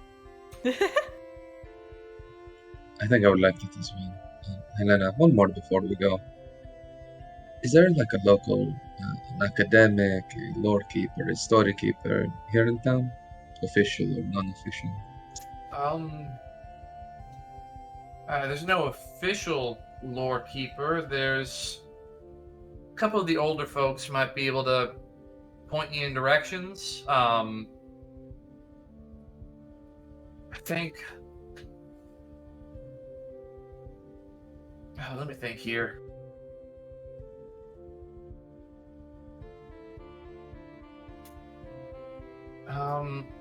I think if you asked Rolus, older gentleman, really, I'm gonna say thinning, but that's being generous. Hair, graying around the edges, and kind of losing his back a bit. He's on the not so fair side of age, and he's lived here the whole time, so he might be your best bet. There's maybe a few other people in that age group, but he's the one who is the sharpest up here. Excellent. And hopefully he's a drinker. Maybe in his heyday, but probably not now. Fair. Well, thank you, Helena. I appreciate your time. Oh, you did the job I asked. I'm gonna follow through on the back end of that as well as I can. There's still a few things we're curious about. Not questions for you, just in general, the whole ghouls thing. I mean, it is scary and worrying, but it's also really strange. So, if we find anything, can we let you know? I mean, yes, my door is, and she'll point at it right there. It's not going anywhere. So, Okay, that's good. and I might have some more use for you. So, if any of you is planning on leaving town, just let me know ahead of time, so I know I, have the either ability or inability to ask tasks of you. We'll be in the blanket fort. Except for Jasnah, because she doesn't want to come inside. She can come inside now. Yeah, but she doesn't want to, right? It is already at the capacity. It would be a fire hazard. without the See, force it's going in. not at capacity. You're just not fun. That was mean. Don't be mean, Jasnah. You're so fun. I'm Basil really, loves really you. not. And she's gonna. Okay, we'll argue up somewhere else. I'm sorry. Goodbye. Bye, Restin. Good luck. Wait, hang on. I need my rope. And I'll untie Restin. It's a good rope. And she'll look at Restin.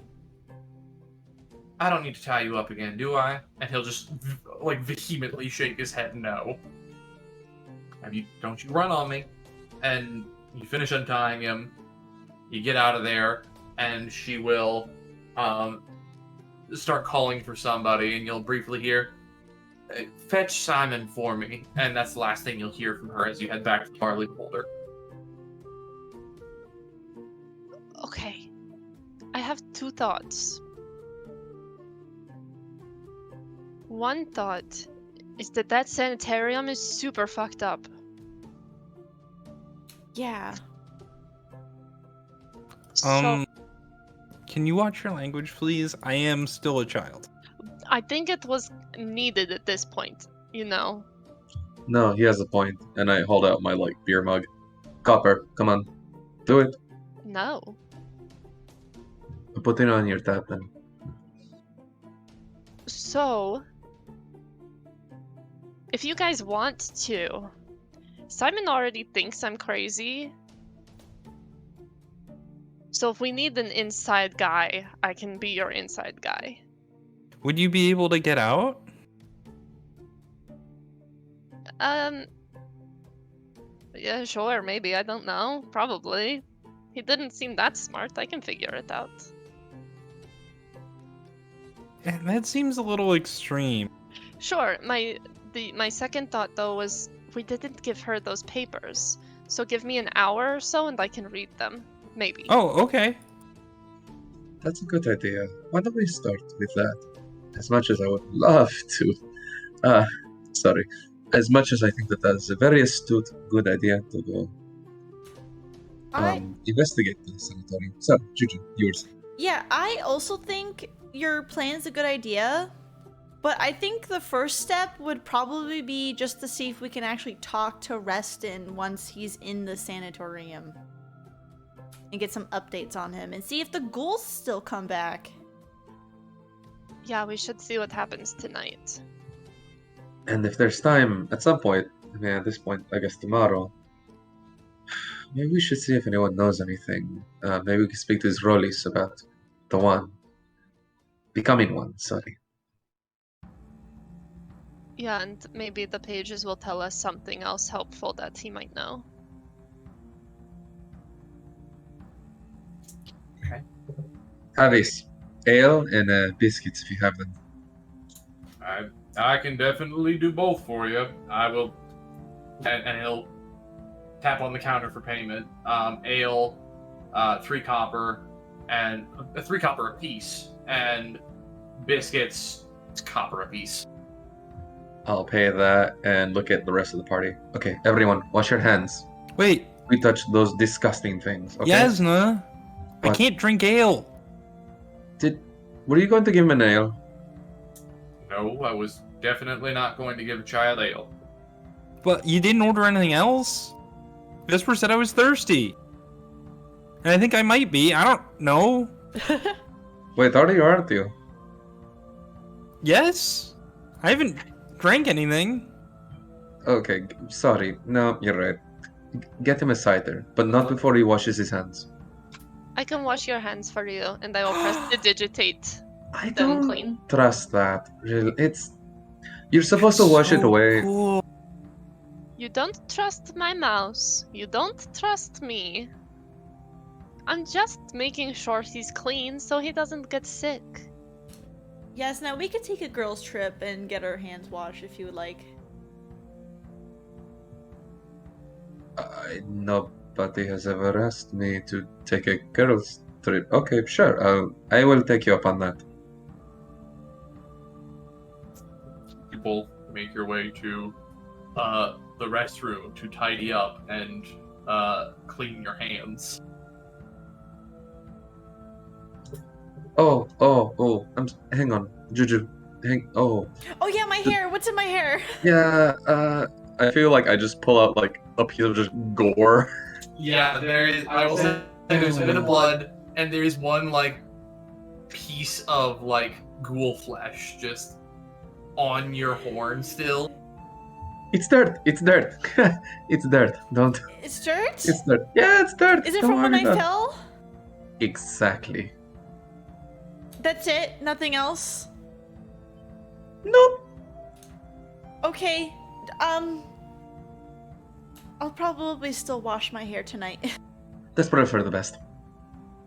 Like, really get in there. Okay. And then repeat one more time, okay? Okay. Right.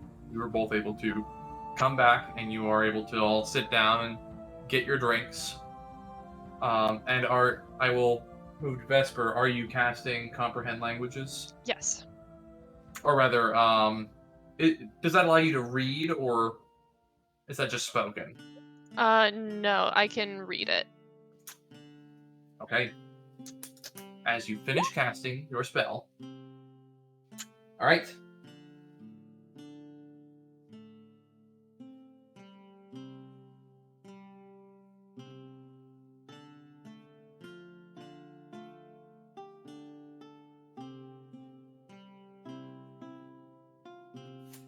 Okay. What I will say is, as you finish casting and touch your hand down, through Basil's eyes, you look down at the paper, and a couple of the ruins pop out to you, but I would say only about a fifth of them. And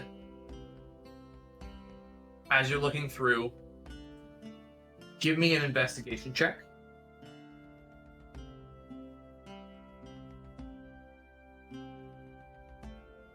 $18. All right. With an 18, you're looking through one of these structures. Looks, as some of it decodes around it, one of these structures looks like a name, but it doesn't. The runes don't change on it. You're still unable to read it, and you keep reading, and you keep looking through, and the thing that you notice most of all is that the one phrase that decodes, and you see on two separate pages, is coming.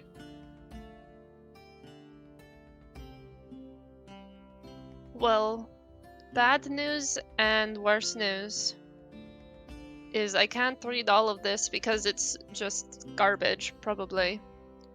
And the parts that I can read are super vague and scary. So, that's fun. Can you point out the parts you can't read? Yeah, I'll point out the parts that I can't read. Can I Arcana check that? You may. 12. 12. Looking at it, it might be arcane. It's kind of up in the air, 50-50. You're not sure. Well, looking at it, it could be arcane symbols, and I'll point to like one of the symbols. Or it could just be a triangle. Who's to say? Juju, you also found like a mystery vial? I can probably see what that is. Oh, yeah. And I'll pull out the vial. It kind of like lights up a little bit, but it's really dull. And I don't trust it to sip it. That doesn't seem like a good idea. It does not. I will cast Identify on it. Okay. As you cast Identify on it, it is a healing potion. It is a greater healing potion. Oh, this is so good! And you should keep it, Juju. It will heal you, like, a lot. Oh. Okay. I'll keep it in my stash. Okay. You stash it away. It's in your bag. Arvin. Yeah? So like, take a bite of like one of those hardtack biscuits. Why is a kid like you venturing out like this by yourself, huh? We got Okay. couple of things. Where are you adventuring? That's the first. Well, I'm gonna be a great adventurer. You already are. Well, I figure if... That's very nice, thank you. And if I'm already a great adventurer, then I'm on my way to being the best adventurer, right? I've got a long way to go. I mean, I am human, but got a long way to go. I assume like elves and dwarves and stuff or something that people know exist. Yes, everybody knows that. Right, those so I would races know exist. that elves have like stupid long lifespans, yada yada. Yes. Okay, cool. I mean, there's nothing wrong with being human. I mean, you said you've only met 10 people in your life. Where were you before? Where is home? Where are your parents? Oh, complicated story. I don't know where my parents are because I grew up in an orphanage. So I assume they're dead. But that's okay because you know, the people who ran my orphanage really I consider them my parents. I mean, Satanta taught me to use a glaive, and Fiona was always really nice to me. She tried to teach me how to write, but I didn't really feel like doing that. I'm sorry. I didn't mean to bring up your parents. No, it's okay. No, that was stupid of me. That's part of should've- why I'm adventuring. You're not stupid. Yeah, and you should hold out hope that maybe you might get to see your parents one day. Maybe. Anything's possible. I mean, I met you guys, and we've already done a lot of cool stuff, I think. It sounds like the people at the orphanage were very kind to you. Do they They know you were. left? Are they? Yeah, Did they let you leave? They know I left. I mean, you know, they're worried, but this is something I want to do, so I'm gonna do it, and they get that, and you know, Satanzo, well, he helped me get ready. He taught me how to use my glaive, so I'm not as good as him, but I'm pretty good. I mean, you have 10 more years on a glaive than I do. Well, you don't have any years on glaive.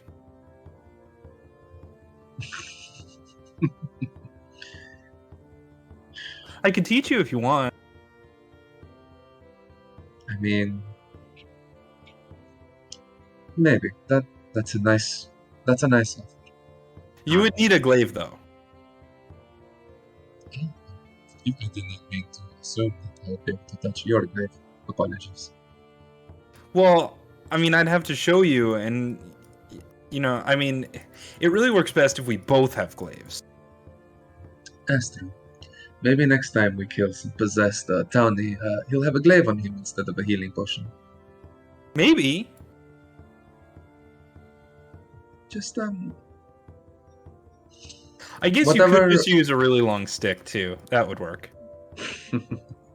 It wouldn't weigh quite the same, but we could figure it out. Farwin, whatever comes of this, perhaps not that it would be a permanent arrangement, but perhaps we should travel together. Oh, really? That would be so. You guys, So, I'm gonna get to travel with Jasnah. Vesper, aren't you jealous? Incredibly. Oh, I'm so happy for you, Farwin. Yeah. Thank you.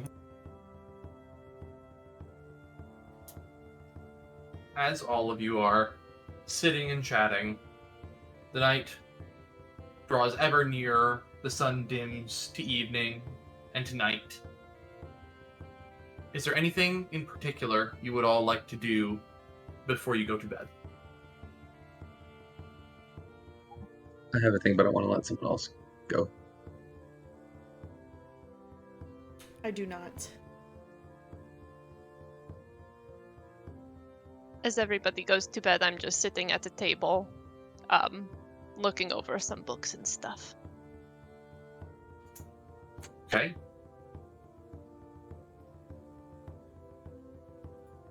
If nobody else, I think Jasnah, it's you. What are you doing before you go to bed? So is everyone staying downstairs in the blanket fort? I'm right outside of it, but yeah. Okay. Shout, or I guess we'll hear bloody murder screaming if something happens down here or outside. I'm going to be taking my room that I have paid for. So I will see you all in the morning then. Do you want Basil to come keep you company? No, thank you.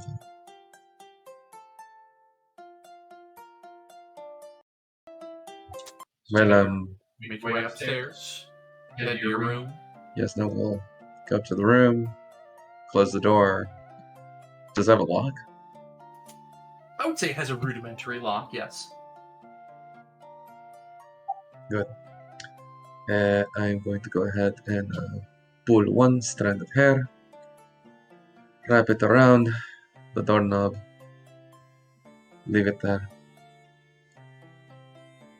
Finally, take off my armor, which I've not taken off in probably over a week. Sit down on my bed and sob a little bit and fall asleep. Okay. As you crest off into sleep, your dreams move towards home. And the last time you were there. You can hear shouting around you, people arguing, and some people avoiding. You pan across in your vision to the road, to the solitude, and you pan back to your home, specifically the house that you lived in. And instead of opening your bedroom door to find your husband, sitting atop the bed is a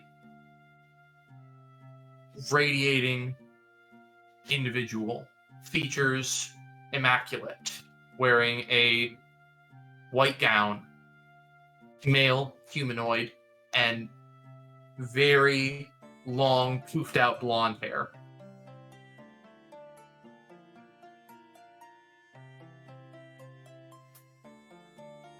You have put my power to good use. Sure. Why do you shun it still? You act as though it has not saved your life, and the life of the one you care for.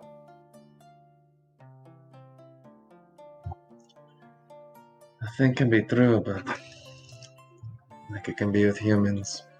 It could be bittersweet. I don't shun it. I do what you ask. Doesn't necessarily mean I need to be happy about it.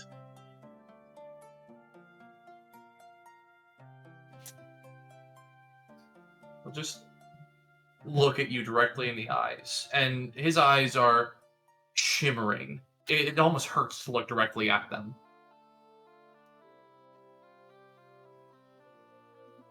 Circumstances be as they may, you have done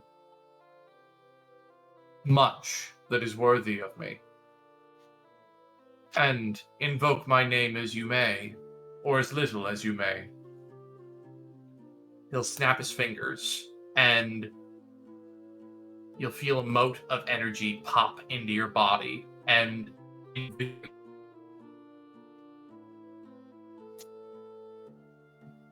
I'm not a fan of Returned. I don't believe any of us are. And slaying them requires a bit more tact. But you've done it. And thus a gift. How you use it is up to you.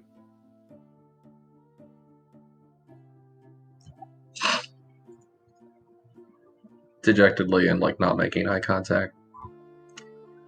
Thanks, boss. Do we have to do this here? Can you literally teleport us anywhere? Just literally anywhere else. Even put this in the blanket for like you're just not here. Please, I'm not even mad. I'm just asking you, please. Your mind is what brought us here. And he'll snap his fingers, and you'll be sitting at the bar in the Barley Beholder. Inside of the blanket fort, you can see Farwin and Juju sitting at a table. You can see Vesper writing. Are you more comfortable here? And he'll snap his fingers again. And you'll be on the road. Snow covering the path. You've carved out a small area, a fire roaring. Or are you more comfortable here? And he'll keep snapping his fingers. Wait. And again. The fire is nice, thank you. I really don't mean to sound completely ungrateful. The fire is nice, thank you. He'll snap his fingers again, and the space will just go white. He's sitting in a chair in front of you. I try not to interfere unless asked, but I gave you the power for a reason. You asked for it. And when I give power, I expect it to be used wisely. This is the first time you've truly used it for something worthwhile.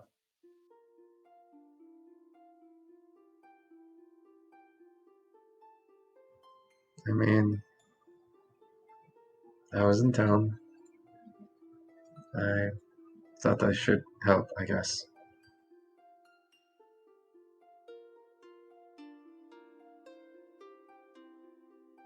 Got any more leads for us, boss?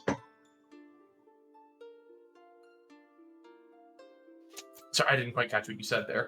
She said, got any more leads for us, boss? I don't really think this is over yet. I myself cannot see into it. I'm not clairvoyant, should it be.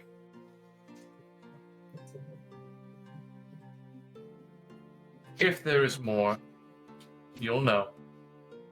And if there's not, I hope you don't choose to sit in a forest again. And he'll snap his fingers one last time, and he will disappear. The white will disappear, and your dream will wander to wherever you want it to go. Jasnah is going to choose black. So I can just wake up faster. Okay? And with that, let's see here, as I have to.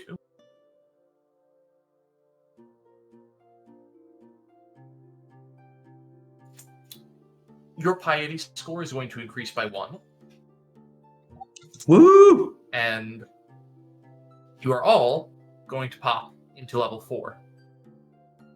Hey. Whoa!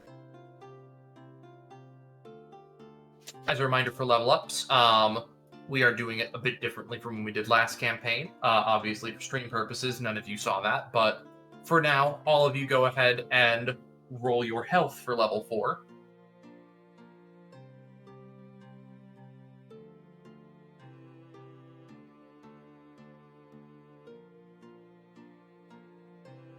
Wee blocks are a D8, I think.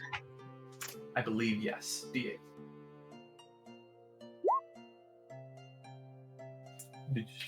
Oh my god, you've been rolling so well all night. This is disgusting. I love it. This is the Jonah set. Jonah didn't do you dirt. 5. No, you didn't. Right. And I will say we are re-rolling ones, but whatever else you roll, you keep. So for Juju's sake, go ahead and re-roll. Oof. Okay, a little better, I guess. Oof. Did you roll a 2? Yep. Oh, Yep. homie.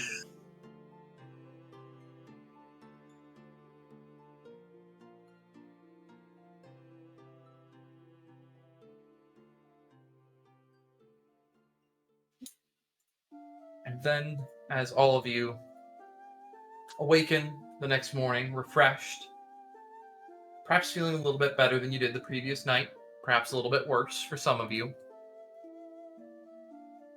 the morning air greets you. The sun shines in through the windows. The day is yours. Good morning, friends. Good morning. Yes, good When- morning. As everybody wakes up, I already have juice out for everybody and an ale out for Jasnah. Jasnah's gonna look at you very, I took not angrily, but just more like surprised. I took a guess. I don't know. Thank you. Thank you. We'll take it. Right? You enjoy your early morning drinks. Havis will come up at one point and just go, "Hey, y'all good? You seemed a little beat up last night when you came in." You know, we were. But I think we're okay now. Everybody good? Got your juice, your orange slices? Yeah. Farman is gonna smile with an orange slice in his mouth, so it's like he's got like bright orange teeth. I got Juju, to you wash feeling my better? hair. Yeah, I got to wash my hair, and I'm actually gonna take like my hair down from like the big ponytail that I had, and it's all gonna go Yeah. like down my And back.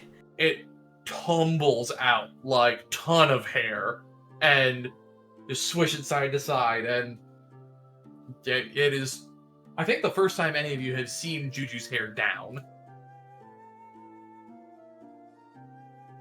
It's incredible. How do you the volume? Juju, why do you have so much hair? Well, I just never cut it really, so I just kept it like that. And then I put flowers in it, and I'll start putting my flowers in. I start Yeah. druid crafting you more flowers to put in it. Oh, thank you. Yeah. Flowers abound. You decorate your hair, and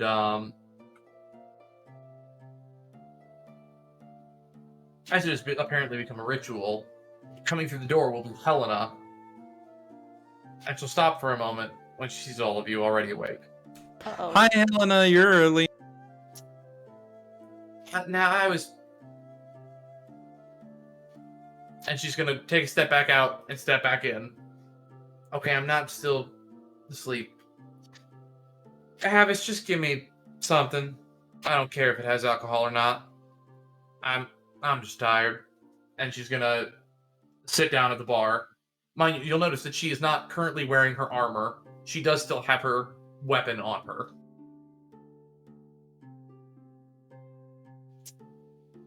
Just so all of you know, the whole thing, Restin's been seen, and from what you said and what I saw and what Simon was able to see when he came by, we are going to have him moved over today. He's going to the sanitarium. And I know you were wary about that. I know you had your, what's the best word for it? Hold-ups. Reservations? Reservations. Sorry, early morning. Lots of stuff going on. You had your reservations about it, but I think this is what's best for him. The man, I think he needed help more than anything. So, if he gets that and it helps him and it makes him feel better, that's, I think, all he needs. That'd be great. I was thinking about it. Do you know where he went missing? I don't have the foggiest. I just know he was not. Whenever something big happens, I take a head count, and he was not there for the head count. Do you know the last time anyone saw him? Like, maybe we can figure out how long he was gone for? At most, 24 hours. Oh, wow. So it was the same day. Had he been acting weird? I mean, who knows him best in the town? Well, as for knowing him best, I mean, he's not from out of town or anything. He grew up here, so I mean, most people know him. Is there anyone? I mean, does he like have family that he sees every day? You know, like who spends the most time with him? Didn't he have a wife? Vivian? I mean, yes, he does have his wife Vivian. And then he had his mother-in-law. What's her name? Crass old woman. I can't think of her name off the top of my head. She doesn't live in town. Neither did her daughter is not from town. She came from another. She moved in with him. And she visits every once in a while, but I do not know her name off the top of my head. It's eluding me at the moment. But his wife lives in town? Vivian does, yes. Could we talk to her and maybe see if, I mean, he'd been acting funny? Because, like, if whatever happened to him, maybe it would help to know if there were any signs or if it just sort of happened or anything like that. Well, I remembered that you said earlier Vivian wanted to check him into, or maybe Simon said that Vivian wanted to check him into the sanatorium, but they haven't been in town long enough, so he never got checked in. So he was acting weird. But, like, why, Yeah. I don't know what goes on with Simon's business in terms of, what people come to him with at all times. This is the first time I've really had to get involved with that kind of thing, so I'm as in the dark about that as you. So that's, I would say, up to Simon and Vivian's discretion. They are the only ones who are, I think, at liberty to speak about that kind of thing, because they're the only ones who know. So if she'll see you and she'll talk to you, I mean, that would be one thing. But of course, her husband is going into the sanatorium. That's a lot to deal with right now, so she might not want to see you. But by all means, if you want to, and she'll, okay, can you just, and she'll motion for parchment and a quill, and he'll quick grab something, and she'll draw a shoddy map, and just, this is directions to where they live. So if you have the inclination, this is where you'd be getting your information. This is where you'd find her. But again, she might not be the most willing to speak to you. She's right. Their family's going through a lot right now.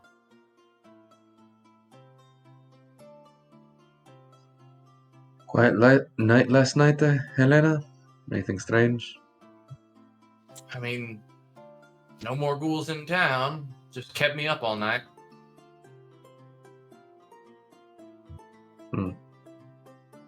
Had maybe, before you lot came in, I had maybe 2 hours of sleep. Then you came in with Restin, and I was dealing with that all night. And then patrolling as well. I'm a little bit sleep deprived at the moment. You should get some rest. We've got it from here. I mean, you're not official. I'm going to say this for legal purposes. I have not hired you to do anything additional to what we have already agreed upon. You are not under contract or retainer, and you are at your own liability of risk for your health, safety, and otherwise, outside the normal bounds of my duty as the protectorate. Did you have liability for us yesterday? Do you owe me a new shirt? I do not owe you pieces of clothing, no. I didn't read the contract. But if you had died, now that would have been a different story, and I would have been liable for your death because I would have been the one that hired you. What would that mean, though? What would happen? Well, I would have to file a report with my superiors, and I would most likely get in a lot of trouble. Sending people off Jeez. who have not been certified or trained by us, and having them do dangerous work is honestly a very precarious situation, which is why I do not outsource work a lot. Well, we're good at it, so we should just get. What was it? Converted? Coordinated? Whatever. Certified? Yeah, that's what. Yeah. Converted. And she'll, as Havis has only now just gotten her drink, she'll chug it down and put it back down on the counter. My day's not getting any shorter. I'm gonna make this easy. And she's gonna stand up again. And she's just gonna point across. I guess all of you would count. What are each of you good at? I have a glaive. Point at it. I draw. I'm honestly pretty new to the whole fighting thing. I do think I have killed like 2 things now though. So. But I draw. I went to school for art. Okay, so we have an artist and a 14-year-old with a glaive. But I am the best 14-year-old with a glaive. You're the only 14-year-old with a glaive. It's not much competition. And she'll point Well, Satanta was teaching my brother, but he's only 12. I'm not going to touch that. She's going to point at the other 2 of you. He's pretty You good. two? I can talk to my mouse. That's cool. Is that That is something really cool. Is that something that helps you defend yourself? My mouse can bite people. Right. Also, I can shoot laser beams out of my eyeballs. Can the mouse? Okay. I don't know. You should teach him.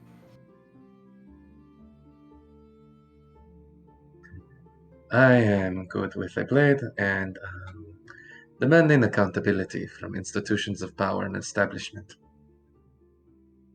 And I'm gonna teach her how to use a glaive. He's going to teach me how to use a glaive once I find one. Okay. So, to round it all up here, 14 years old, art, mouse and laser eyes, and swords and litigation. I prefer anarcho-socialism, is the term. I'm not going to touch that one either. Also, I can feel your heartbeat. It's very fast right now. You should sit down. But please don't invade on me in that way, please. And she'll shake her head. Alright, this won't take too long. I'm gonna test your skills. Anybody that wants to be observed and it's a process, but anybody who wants to be measured, come on outside, and she'll just say to Havis, I will most likely be back. Just hold up on me a minute. I'll get you your money as soon as I'm... Then she'll motion to all of you, done with this. And she'll walk out the front. This sounds like fun. It does.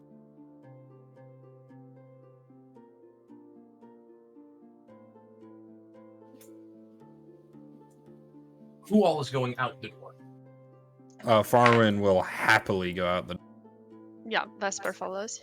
Alright. I will follow. And I don't want to be left behind, so I'm going. Okay, you all follow her outside, and she leads you back over to the town hall building, and behind it, you see a makeshift, what looks like a training ground. There are some dummies, there is, what looks like an obstacle course, and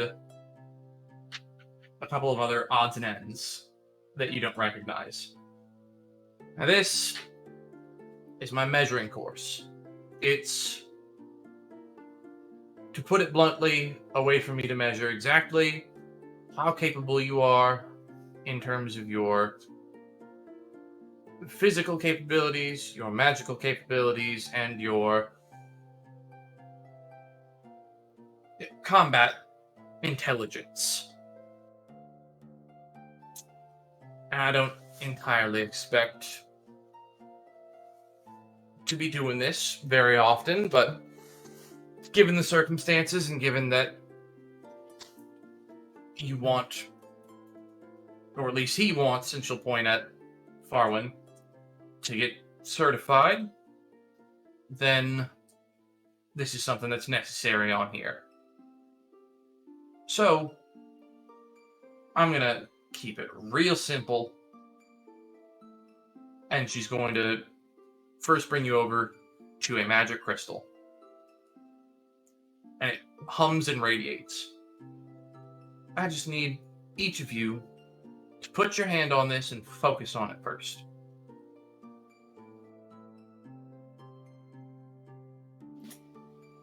And Farwin will put his hand on it. And she's just about to actually grab your hand. And before she can reach over and grab you, you just pop your hand straight onto it. Absolutely. As you do, it will hum a little bit. It will resonate with your hand. I need to look at your character sheet and see what it's going to do here.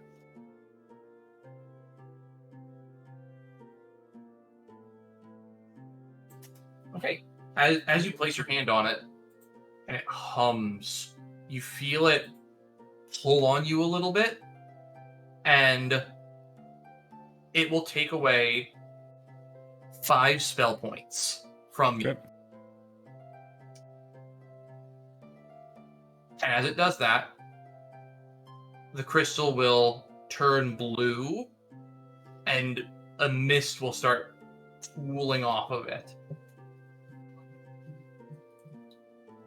Okay, so did you know you have an affinity for ice, or was that something that you only just knew about now? I mean, I kind of figured, considering I can do this, and I'll cast Armor of Agathis at 2nd level. Okay, and as you cast Armor of Agathis, she'll just... Right. Yep. Ice. What else can you do with it? The ice? Just magic in general. Oh. You're good with ice, but can you do it anything else than the armor? With ice? No. Not really, but I do have a few other tricks up my sleeve.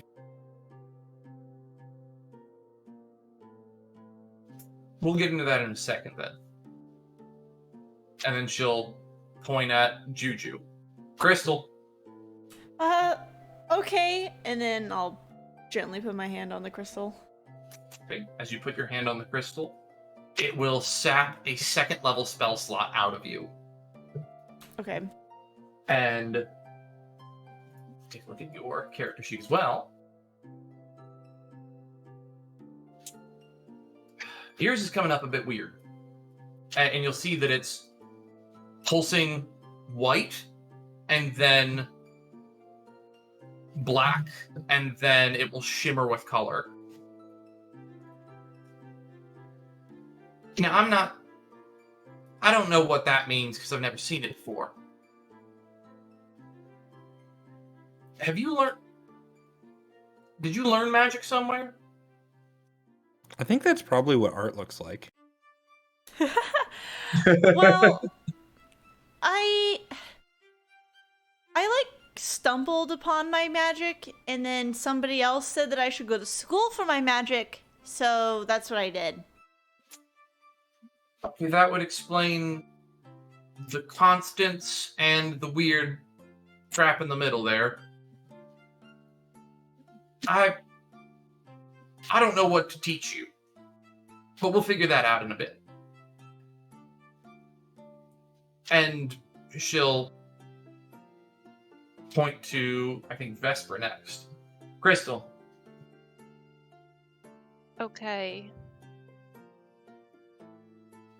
You put your hand on the crystal. Yeah, and Basil crawls up on top of my head. Alright. It will suck a second level spell slot out of you as well. And as it does, it will pulse out gray. Okay, so an affinity for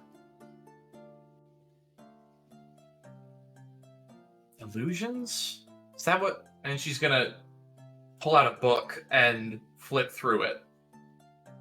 Illusions. That sound about right to you? You do any of that? Not really. I'm just going by what the book here says. Maybe you need a new book. I don't know a lot of illusion-y stuff. I can teach you something. Something you'd be good at, I think. At least going by this. And then she'll point at Jasnah. Alright. Last one. What if I don't want to know what my spirit animal is? Can I just demonstrate what I can do? Well, it's not a spirit animal. It's about, what your affinity is.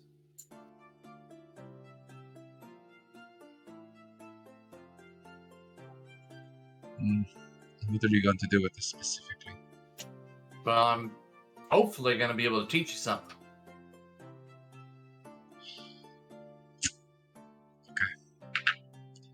Jasnah's gonna very grumpily put her hand on the crystal. Okay, and as you do, it will also suck out a second level spell slot from you. As it does, it will pulse white. Just white. Alright, so high affinity for radiance and light. Got it. So you are... have you experienced anything in terms of, light-based magic? Any, radiant magic before? Sure, I use the perennial sun all the time. Very fun. Everyone wash your hands. Lord even knows when they last washed that crystal. I'm going to ignore that comment. I got an idea of... Magic's a bit weird. And it's not easy to learn. But... if each of you wants, I can teach you something here. I don't know how long it'll take you to learn it, but... I want to learn magic. Alright, that's one of you. I'm always down to learn things. That's 2. Farman is literally bouncing. I mean, that is a very kind offer. So, I mean, I know mine was a little bit confusing, so if there is some way you can teach me something, that would be most grateful. And Grumpy Pants. Sure, I'll take you up. Okay. And she will take a moment, and she will find another book in her bag. And she'll flip through to about the middle. Now I'm just going to demonstrate once each here. And then see if you can duplicate. And she's going to start with Juju. Now, I'm not quite so familiar with all that weird in the middle stuff that you had all around you. But I'm gonna try this out and see if I can do it, because I've never tried it before. And she's going to tap the page in the book, and a light will appear on her finger. She'll clasp her hand, and then she'll begin speaking a couple words. And she'll reach out and she'll grab onto your shoulder, Juju. And she'll just say, "Full strength." And you'll feel your body swell up a little bit. And you feel physically stronger. And she'll say, and she'll drag something over. Try lifting this up. It's pretty heavy. Okay. So I clasp my hands together, rub them a little bit, and then I squat. Okay. Try to lift it up. Alright. You take... What you dragged over was a large metal weight. And you squat down and you lift it up. And you're able to get it up to about chest level. And get it all up there. Alright, go ahead and drop it now. I drop it, but try not to hit my hooves. Okay, you miss your hooves, but it does make a loud thud as it hits the ground. And then she'll snap her fingers and you'll feel the strength wane a bit. Okay, now do that again. Try and lift it. Or I do the same thing. I squat and try to lift. Make an athletics check for me.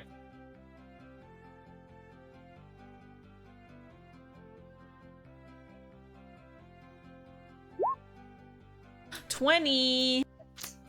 A 20. Hey. You lift, and it's heavy, and you get it up to about your knees and a little bit up closer to your waist before your arms start shaking. And you try and pull it up to your chest level, and you aren't able to, and you drop it. So, what I just did was I enhanced your strength. Made you stronger than you used to be. Wow. Now, you can do that with most things, but I feel like starting with the physical aspects is a little bit easier than the, mental ones. And she'll take the book that she was using, and she will take the next page and hand it to you. Look over that for about 5 minutes. See if you can do it. Okay. And then she will turn to Farwin. Hi. Now, affinity for ice. That's... Well, there aren't many defined spells that are good for ice. That's the problem. But there are ways around it that I've learned over the years. And I'm on the, up and up with at least a little bit of magic here. So she'll, without even looking in the book, she'll hold out her hand and she'll just say, "Frank." And in her hand, a small globe of ice will pop up. Now this is a simple spell that modifies itself to the strength that you use it. It's something that it can take many forms. The most basic of it is a projectile. You could form it into a beam if you wanted to. You could form it into a block. You could form it into a sphere. It's malleable, like ice. And she'll point her hand at a dummy, and she will fire the bolt of the cold, and it will strike the dummy and kind of spin it around.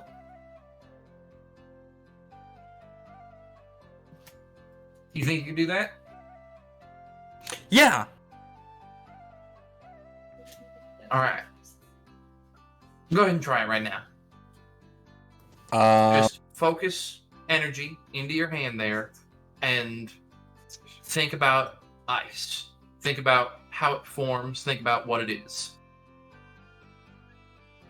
Varwin is gonna hold out his hand, and he's gonna close his eyes, and he's gonna tense up every muscle in his body, Okay. and he's gonna think really hard about ice.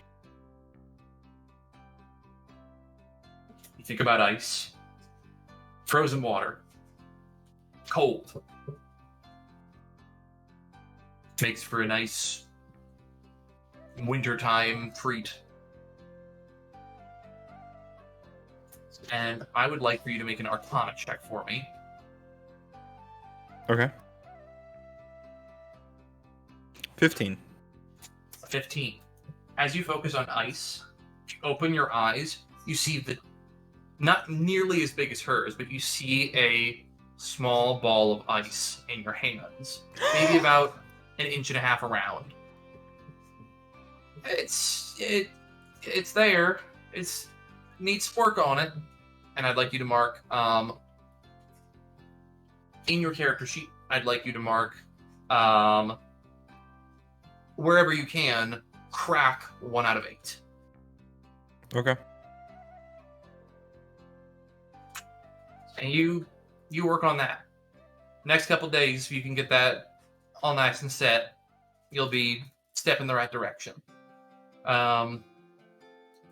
Next, she'll look at Jasnah. So, light and radiant magic. Alright, that's...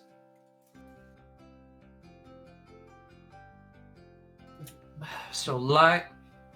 In terms of light, and she'll just snap her fingers and a globe of light will pop up. That's pretty simple, but I don't know if that's going to be too helpful for you. It's a little weak, and it doesn't really do much in combat. I do have one other thought. And she To be able will... to choose. Because, I mean, between you and... Is she human? She's human. I mean, don't knock it. When we were in that cave, I had to use a torch in one hand and a sword in the other. It might not be a bad idea. I'm just saying. Don't undersell your capabilities, Helena. Well, I'm not underselling my capabilities. I'm just saying that this is a rudimentary... This is a very minor mode of magic here. I think, compared to something else I'm teaching, I don't want to sell you short. How about this? And she'll focus in a bit more, and the globe of light will move around a bit and attach to her weapon, and her weapon will begin glowing. This is a bit... It's a weird spell because it doesn't really function the way other spells do. Okay. And she'll swing the sword, and a bolt of energy will shoot out of it. Okay. Okay. You have my attention, Helena. And it's not that strong, but, you know, it's something. And she'll take another page out of the book, and she'll give it to you. I'm not sure if it'll sync up too well with you, but if it does, it's useful. And then for Vesper, I appreciate it, Helena. y'all did me a favor, and much as it was on, payroll, he didn't kill Restin when you found it, even though he tried to kill you. So that's step up in my book. Now you came up as illusions, and I'm not versed in doing those myself. I don't think I've ever casted an illusion spell in my entire life, so... Well, let's see if we can change that, because you might be good at it. And she'll flip through. No. Here's one. And she'll hand you a page. And it's here. I've never been able to do it. I'm not great with magic. I'm only mediocre at best. But if the crystal's right, and usually is, you'd probably be good at this. And she'll hand you a piece of paper, and if you look through Basil's eyes, it looks like it has instructions on how to cast a spell on it, though currently you don't know what that spell does. What does this do? By my reading of the spell, I think it creates illusory duplicates. So you'll, let's say, and she'll draw a circle on the ground in front of you. If you're standing here, she'll draw 2 more circles next to that one. It'll make it look like there are 2 more of you standing next to you. It's supposed to make you harder to hit. Something about the human or humanoid eye being tricky and not taking in sensory information well. I kind of give her a look.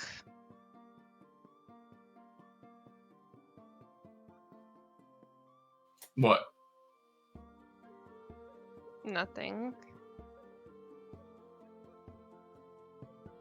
Thank you. I mean, if you don't want to learn it, you don't have to. No, I want to learn it. Thank you. Oh, okay. That's